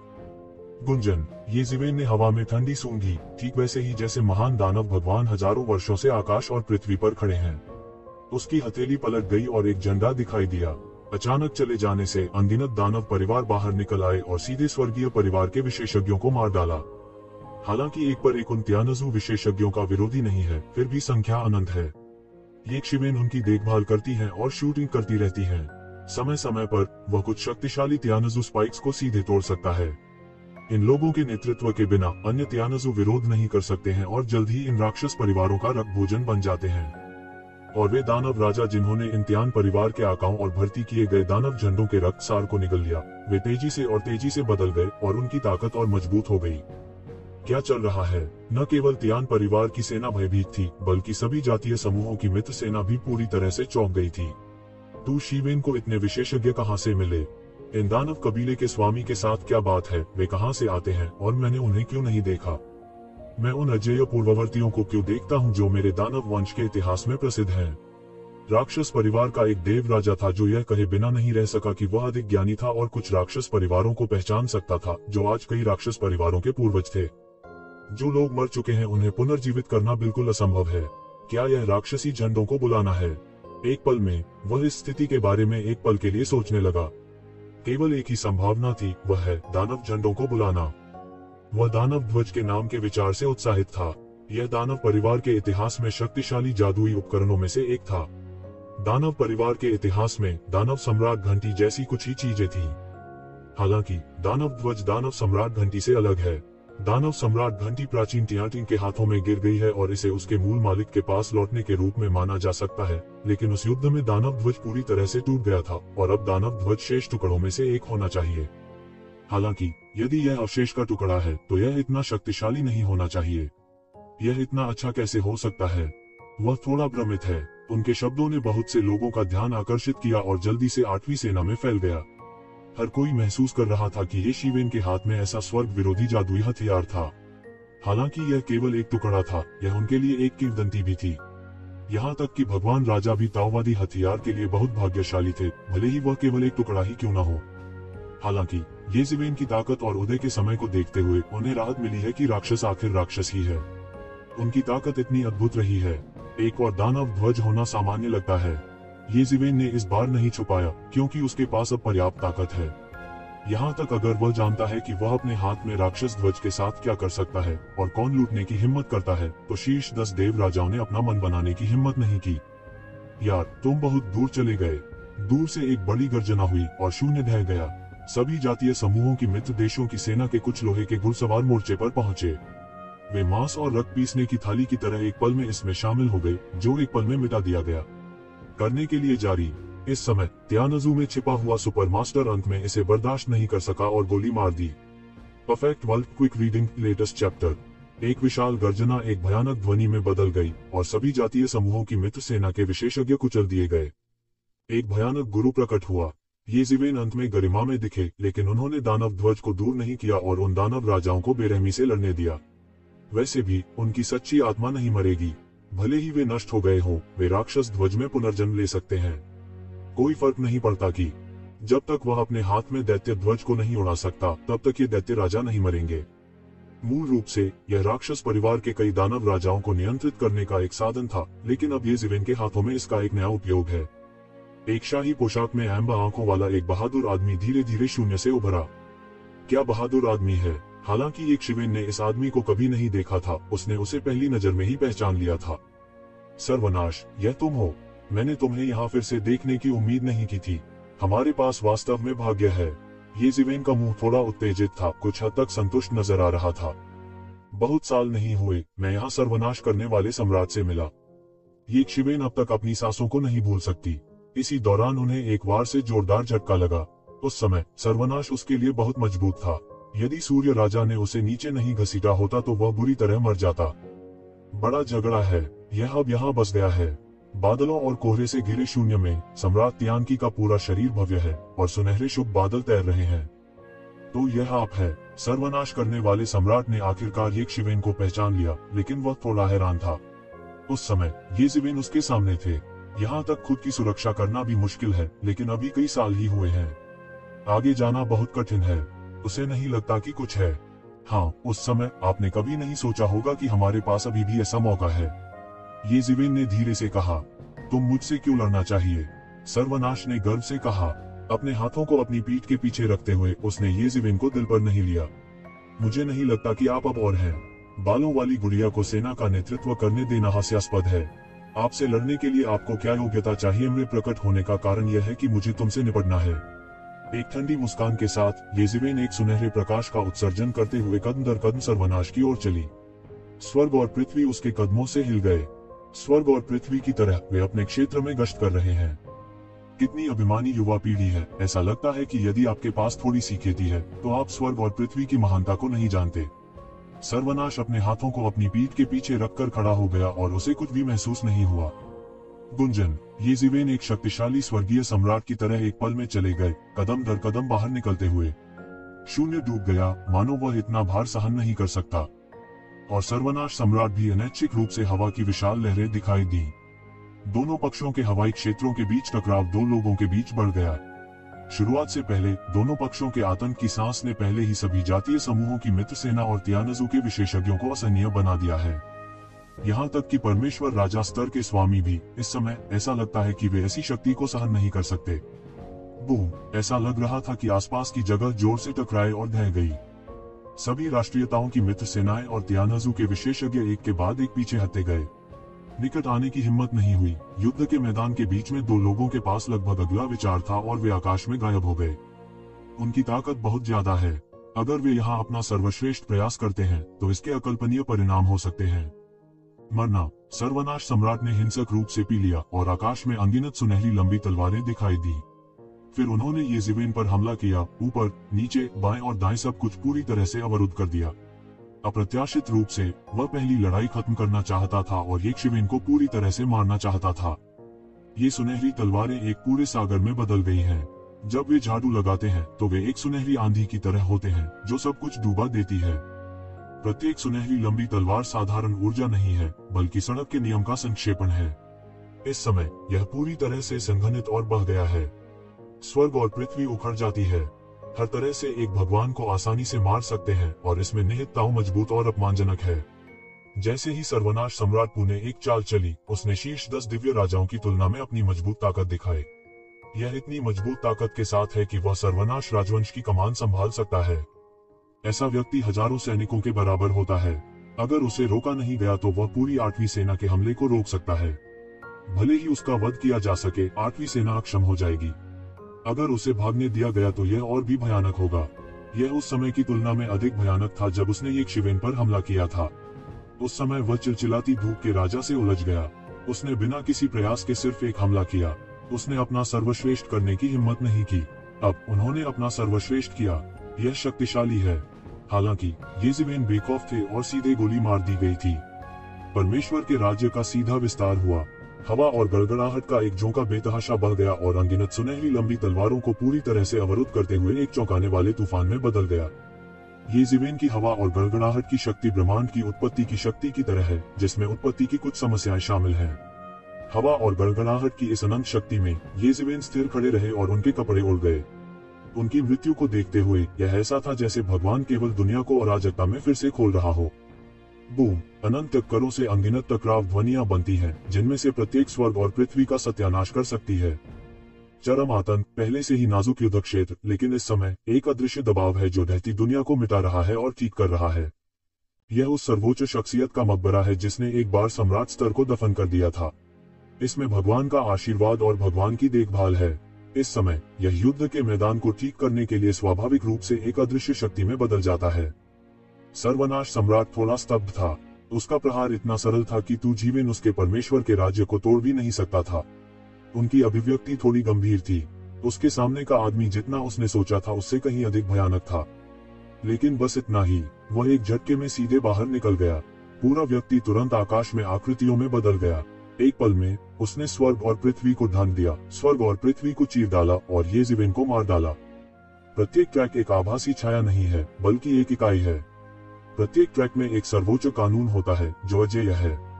अनगिनत ट्रैक अनगिनत आतंकवादी हमलों का प्रतिनिधित्व करते हैं। लोग दंग रह गए। सम्राट तियान की अनगिनत वर्षों तक तियान की राजवंश की कमान संभालने में सक्षम थे। वास्तव में वह कोई साधारण व्यक्ति नहीं था। ऐसी ताकत सामान्य शक्तिशाली राजा से बहुत पीछे छूट गई है। आपके पास कितने भी आंकड़े हों, वे सभी भ्रम हैं। वे सभी मेरे लिए टूटे हुए हैं। ये जिवेन गरज उठा और उसका शरीर बिजली की तरह हिलने लगा। उसकी 5 अंगुलियों ने उसकी मुट्ठी को चुटकी बजाई। मुट्ठी का बल उसकी उंगलियों के बीच गिर गया, 6 पुनर्जन्मों में बदल गया और अचानक विस्फोट हो गया। हवा के बीच में 6 पुनर्जन्म घूमते रहे। सर्वनाश सम्राट के वे आंकड़े मारे गए थे, लेकिन वे 6 पुनर्जन्मों से लगातार नष्ट हो गए थे।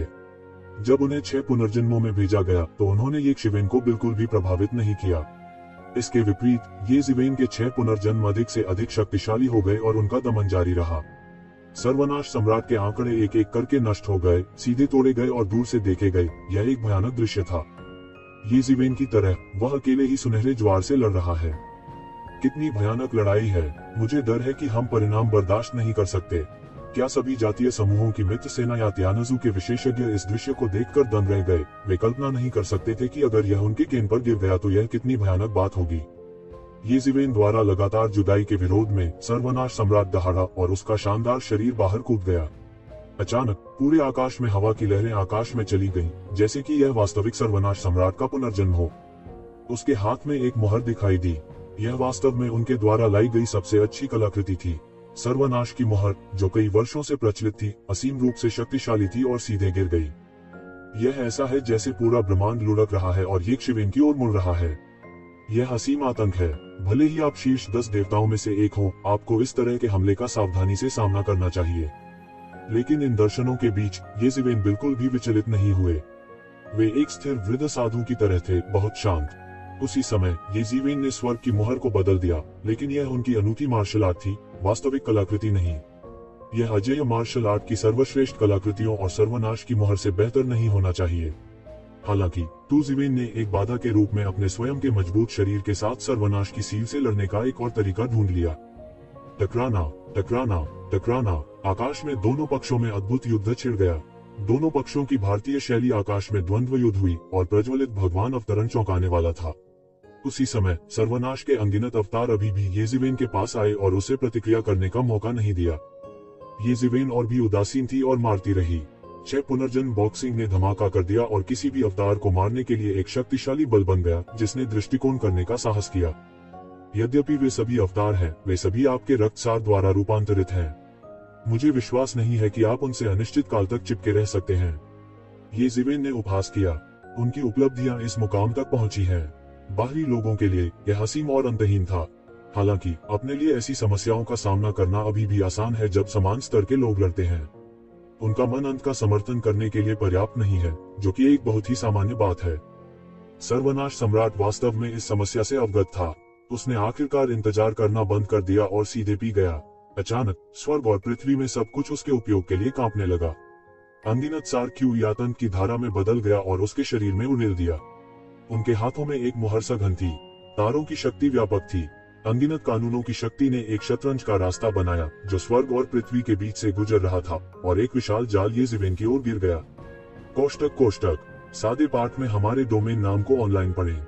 सड़कों से बने बड़े जाल के सामने तू जिवेन ने बस पी ली।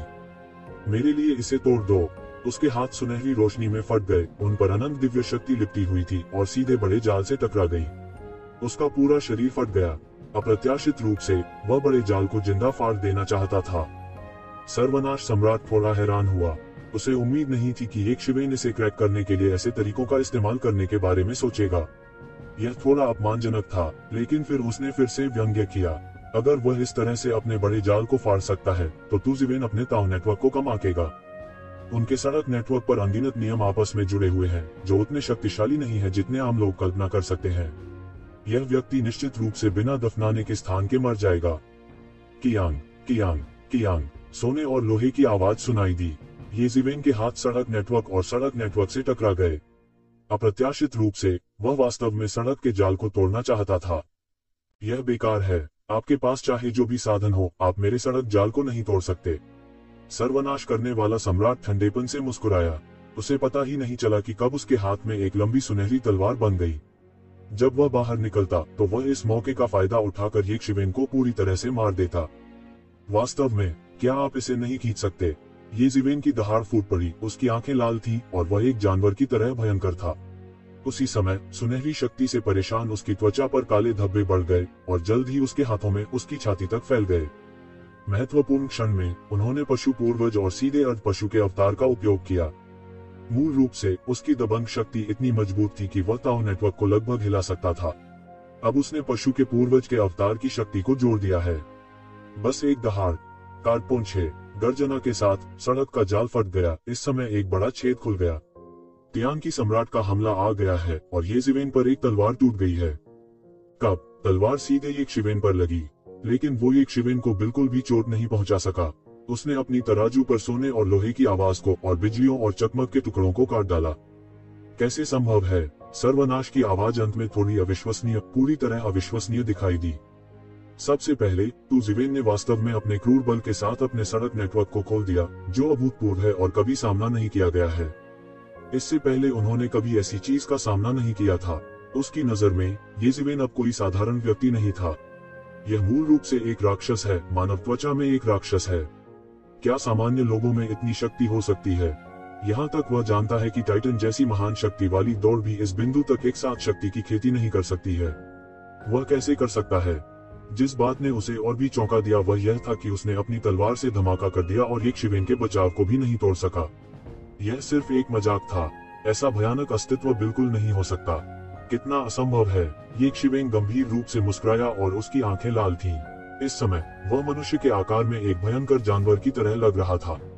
एक पंच आउट। इस पंच का कोई बॉक्सिंग इरादा नहीं है, यह सिर्फ एक साधारण पंच है। इसने शून्य को एक बड़ी दरार से और सर्वनाश सम्राट की ओर उड़ा दिया। कब? सर्वनाश सम्राट के पास बिल्कुल भी समय नहीं था। उसके पास केवल तलवार उठाने का समय था। पूरा शरीर अचानक हिंसक रूप से कांपने लगा। एक भयानक शक्ति महसूस हुई और लंबी तलवार से उस पर वार किया और एक पल में पूरा शरीर उड़ गया। अचानक से पकड़े जाने पर उसे यक्षिवेन ने जिंदा उड़ा दिया। दोनों पक्षों के विशेषज्ञ जो दो आदमियों को लड़ते हुए देख रहे थे, आखिरकार इस समय ठीक हो गए। शेंग शेंग ने लार का एक कॉर्ड निगल लिया और अपने दिल में दहाड़ने लगा। मैं इसे मिटा देता हूँ। यह भयानक है। क्या यह वास्तव में राक्षस है?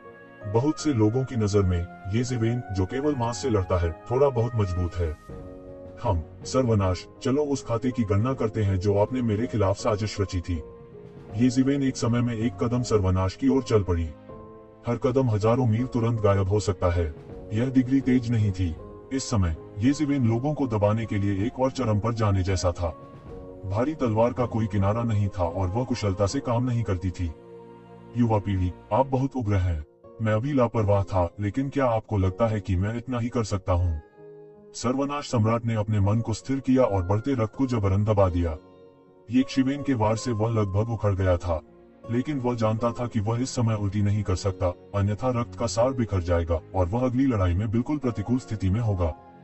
क्या मतलब है? बस इसे एक साथ प्रयोग करें। मैं देखना चाहता हूं कि अब आप कैसे संघर्ष कर सकते हैं। ये जिवेन पर से तराजू धीरे धीरे गायब हो गया, जैसे कि वे वापस मांस में विकसित हो गए हों। उसकी आंखों का लाल रंग धीरे धीरे गायब हो गया और उसका दिमाग पूरी तरह से जागा हुआ था।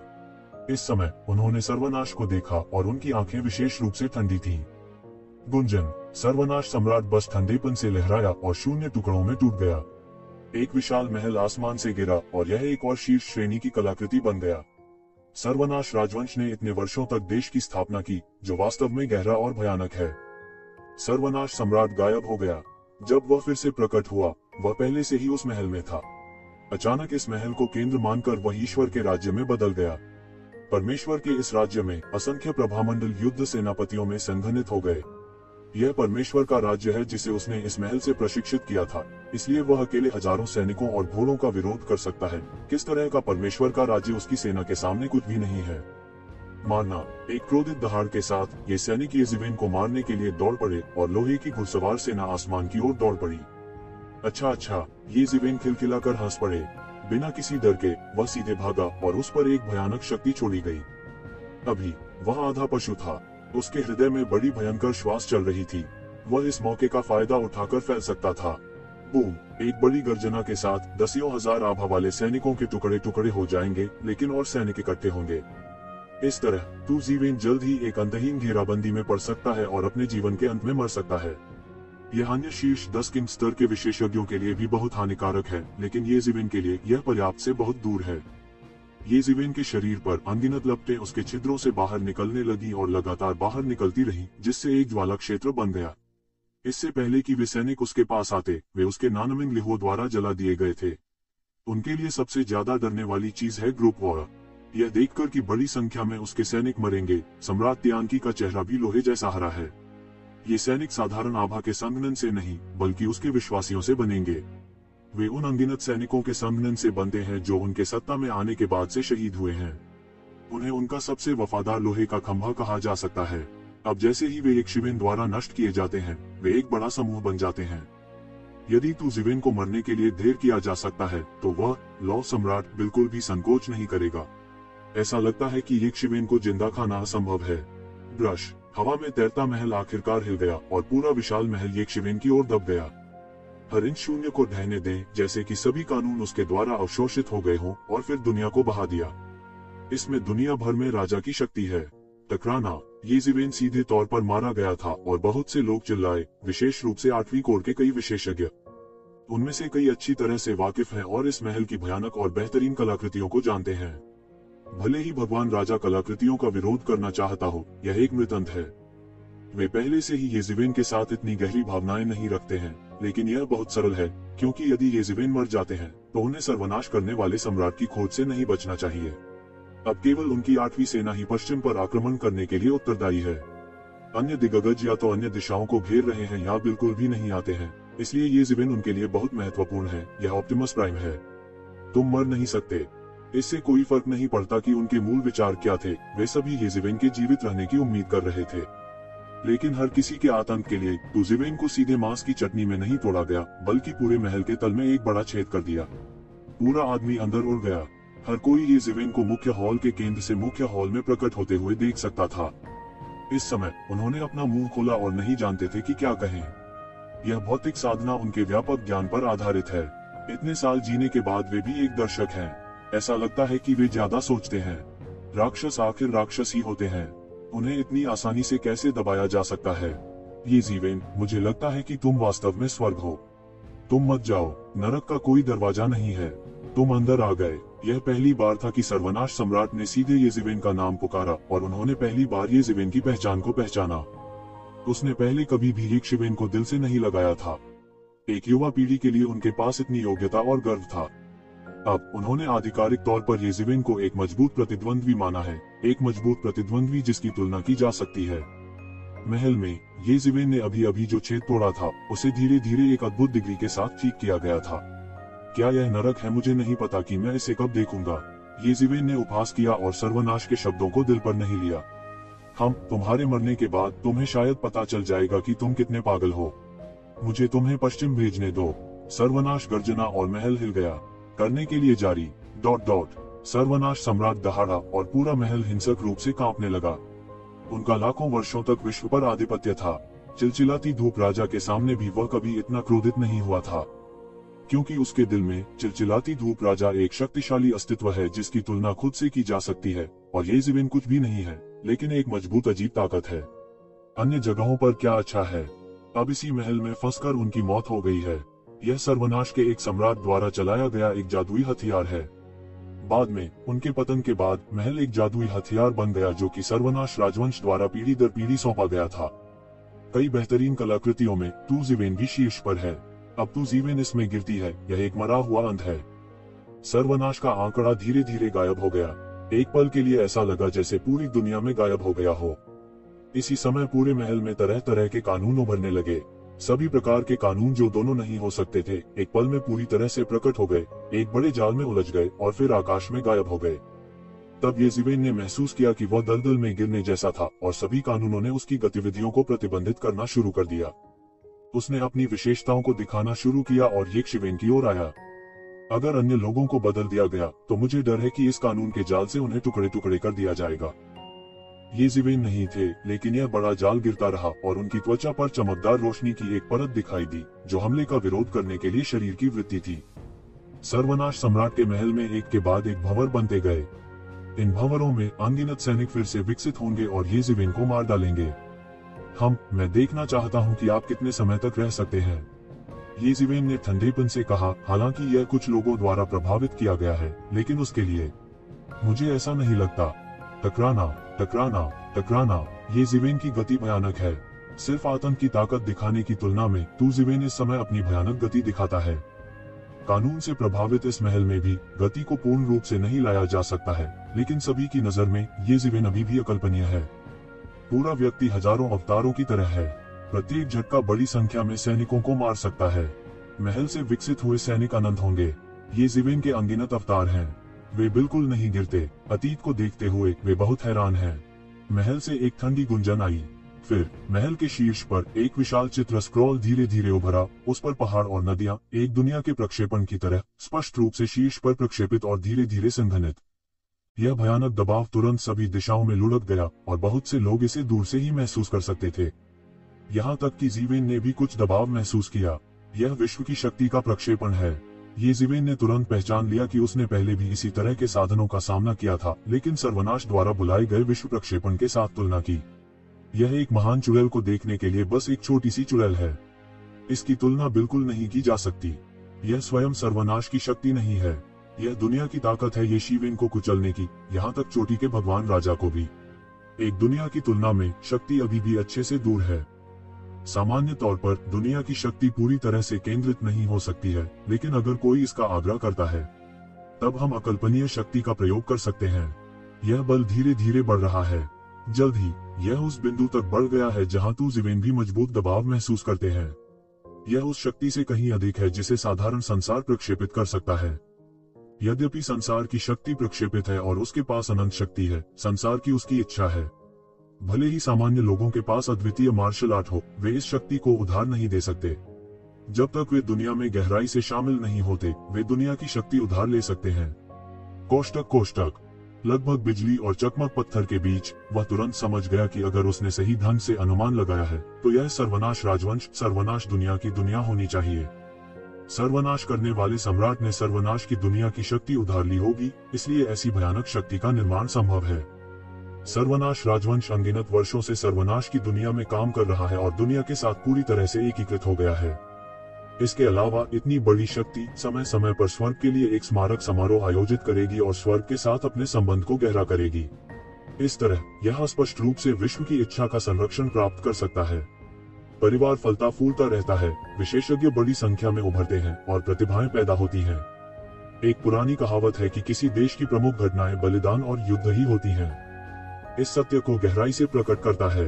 जितना अधिक बलिदान, उतना ही भगवान इस बल को आशीर्वाद देंगे। इसलिए कोई भी बलिदान का तिरस्कार करने का साहस नहीं करता। सर्वनाश राजवंश अपनी दुनिया से जो शक्ति उधार ले सकता है, वह कल्पना कर सकता है कि यह कितना भयानक होगा। यह भयानक शक्ति लगभग एक पल में लुढ़क गई और ये जीवेन के चारों ओर परमेश्वर का राज्य पहले लगभग एक पल में ढह गया। एक आपदा की तरह उस दुनिया का प्रक्षेपण लुढ़क गया, सब कुछ कुचलने के लिए पर्याप्त। हा, ये जीवेन, आप अकेले पूरी दुनिया का मुकाबला कैसे कर सकते हैं? सर्वनाश की आवाज आई। संसार की यह भयानक शक्ति सब कुछ चकनाचूर कर देती है और कोई भी शक्ति इसकी तुलना नहीं कर सकती। ये जीवेन ने तुरंत महसूस किया कि उनकी दिव्य शक्ति को बहुत दबा दिया गया है।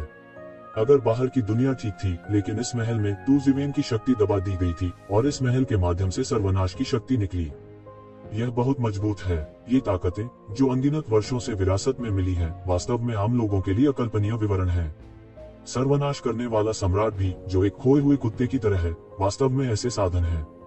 यह वास्तव में शक्तिशाली है। हाँ, ये शिवेन जोर से चिल्लाए। उसके पूरे शरीर से एक प्रकार की अराजक शक्ति का संचार हुआ। इस समय वह एक दिव्य अजगर, अराजकता में लुढ़कते हुए एक दिव्य अजगर में बदल गया। यह जुलोंग है। जुलोंग के 9 पंजे हैं, जो बाद के ड्रैगन परिवार से बिल्कुल अलग हैं। यह ड्रैगन परिवार के बीच एक अजेय अस्तित्व है। उसका अस्तित्व एक किंवदंती है। यह अजगर लुढ़का और पूरी दुनिया की कुचलने वाली ताकत का विरोध किया। जुलोंग, सर्वनाश करने वाले सम्राट ने भी इस पौराणिक अजेय अजगर को तुरंत पहचान लिया, जो कि उसके पूर्वजों के साथ तुलना करने के लिए पर्याप्त है और शायद इससे भी अधिक शक्तिशाली। स्वर्ग के असंख्य संसारों के इतिहास में कुछ ऐसे अस्तित्व है जिनकी तुलना उसके साथ की जा सकती है। जब तक आप जुलोंग को पुनर्जीवित नहीं करते हैं, तब तक इसका कोई फायदा नहीं है, भले ही आप उसके वास्तविक शरीर को संघनित कर सकें। अकेले आपकी ताकत की तुलना दुनिया से नहीं की जा सकती। आप पूरी दुनिया के साथ कैसे प्रतिस्पर्धा कर सकते हैं? सर्वनाश ने उपहास करना जारी रखा और लुढ़कने की शक्ति अधिक से अधिक होती गई। वो जुलोंग लुढ़कता रहा और अप्रत्याशित रूप से पूरी दुनिया की जीवित शक्ति का विरोध किया। जब इस पुश्तैनी अजगर ने आकार लिया, तो यह स्वर्ग और पृथ्वी के बीच इस पूर्वज अजगर की दिशा में इकट्ठा होने वाली शक्ति की तरह था। यह दुनिया में जुलोंग के अवशेष की इच्छा और शक्ति है। यह पूरे विश्व में सप्ताह के दिनों में बिखरा हुआ है और बिना किसी मार्गदर्शन के स्थिर रहता है। अब यह जुलोंग वास्तविक शरीर अंधेरे में एक दीपक की तरह है, जो उन शक्तियों को लगातार आकर्षित करता है। हालांकि यह केवल एक छोटा सा हिस्सा है जो जुलोंग की चोटी की तुलना में बहुत दूर है। जुलोंग की चोटी शिखर सम्राट और अजेय है। भले ही उसकी शक्ति का एक छोटा सा हिस्सा ही परमेश्वर राजा के लिए बहुत बड़ा और भयानक हो। इस पुश्तैनी अजगर के निरंतर आंदोलन के तहत पूरा हॉल वास्तव में उथल पुथल, हिलने और गड़गड़ाहट में होने लगा। बाहर वास्तव में अंदर टकराव नहीं देख सकता, लेकिन हम कुछ देख सकते हैं। पूरे हॉल की अनुभूति स्पष्ट है। दोनों पक्ष अंदर के संघर्ष के बारे में अधिक से अधिक जागरूक हैं। यहाँ तक सबसे अच्छी कलाकृतियां भी अस्थिरता के कुछ लक्षण दिखाना शुरू कर देती हैं और इस शक्ति की रिहाई को सहन नहीं कर पाती हैं। मैंने आपसे ताकत उधार लेने की उम्मीद नहीं की थी, लेकिन यह बात है, मैं तुम्हें एक सांस में दबा दूंगा। यदि सर्वनाश सम्राट ने तुरंत येज़ेवेन को नहीं बदलने का फैसला किया और येज़ेवेन को जुल्म की शक्ति को अवशोषित करने देना जारी रखा, तो यह वास्तव में उसे सफल बना सकता है, जो वास्तव में भयानक है। हालांकि यह अपने चरम पर जुल्म की शक्ति नहीं हो सकती है, यह सर्वनाश की दुनिया की सारी शक्ति नहीं हो सकती है जिसका वह उपयोग कर सकता है। यह इस बात पर निर्भर करता है कि कौन पहले शुरू करता है। उसका फिगर स्पष्ट हो गया। फिर उसने अपना मुंह खोला और सीधे एक एक करके ड्रैगन वेन्स का छिड़काव किया। इन ड्रैगन नसों को सर्वनाश दुनिया के नक्शे में एकीकृत किया गया था। जल्दी से सर्वनाश दुनिया के नक्शे को मूर्त रूप दिया और फिर धीरे धीरे लुढ़का। यह नक्शा बड़ा और बड़ा होने लगा। इस महल में वह हवा के खिलाफ उठ खड़ा हुआ। मुझे नहीं पता कि दसियों हजारों मील है या सैकड़ों हजारों मील।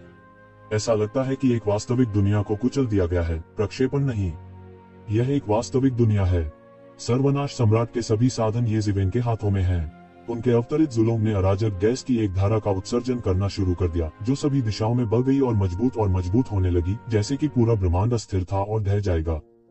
यह क्या है? सर्वनाश सम्राट ने तुरंत जुल्म पर असामान्य ऊर्जा के उतार चढ़ाव को महसूस किया और यहाँ तक धीरे धीरे उस सर्वनाश की दुनिया को अवरुद्ध कर दिया जिस पर वह उतरा था। नहीं, तुम उसे सफल नहीं होने दे सकते। सर्वनाश सम्राट ने सर्वनाश प्रक्षेपण की शक्ति को लगातार बढ़ाने के लिए कई ड्रैगन नसों को बाहर निकाल दिया। वह नहीं जानता था कि एक शिवेन किस माध्यम का उपयोग करेगा, लेकिन उसके अंतर्ज्ञान ने उसे बताया कि एक शिवेन सफल नहीं हो सकता। सर्वनाश सम्राट, मुझे इस कदम की पूरी समझ भी नहीं है। अगला, उसकी रचना से आप अभी भी उसे देखने वाले पहले व्यक्ति हैं। हा, अगला, अराजकता। येज़ेवेन दहाड़ते हुए फूट पड़े। करने के लिए जारी।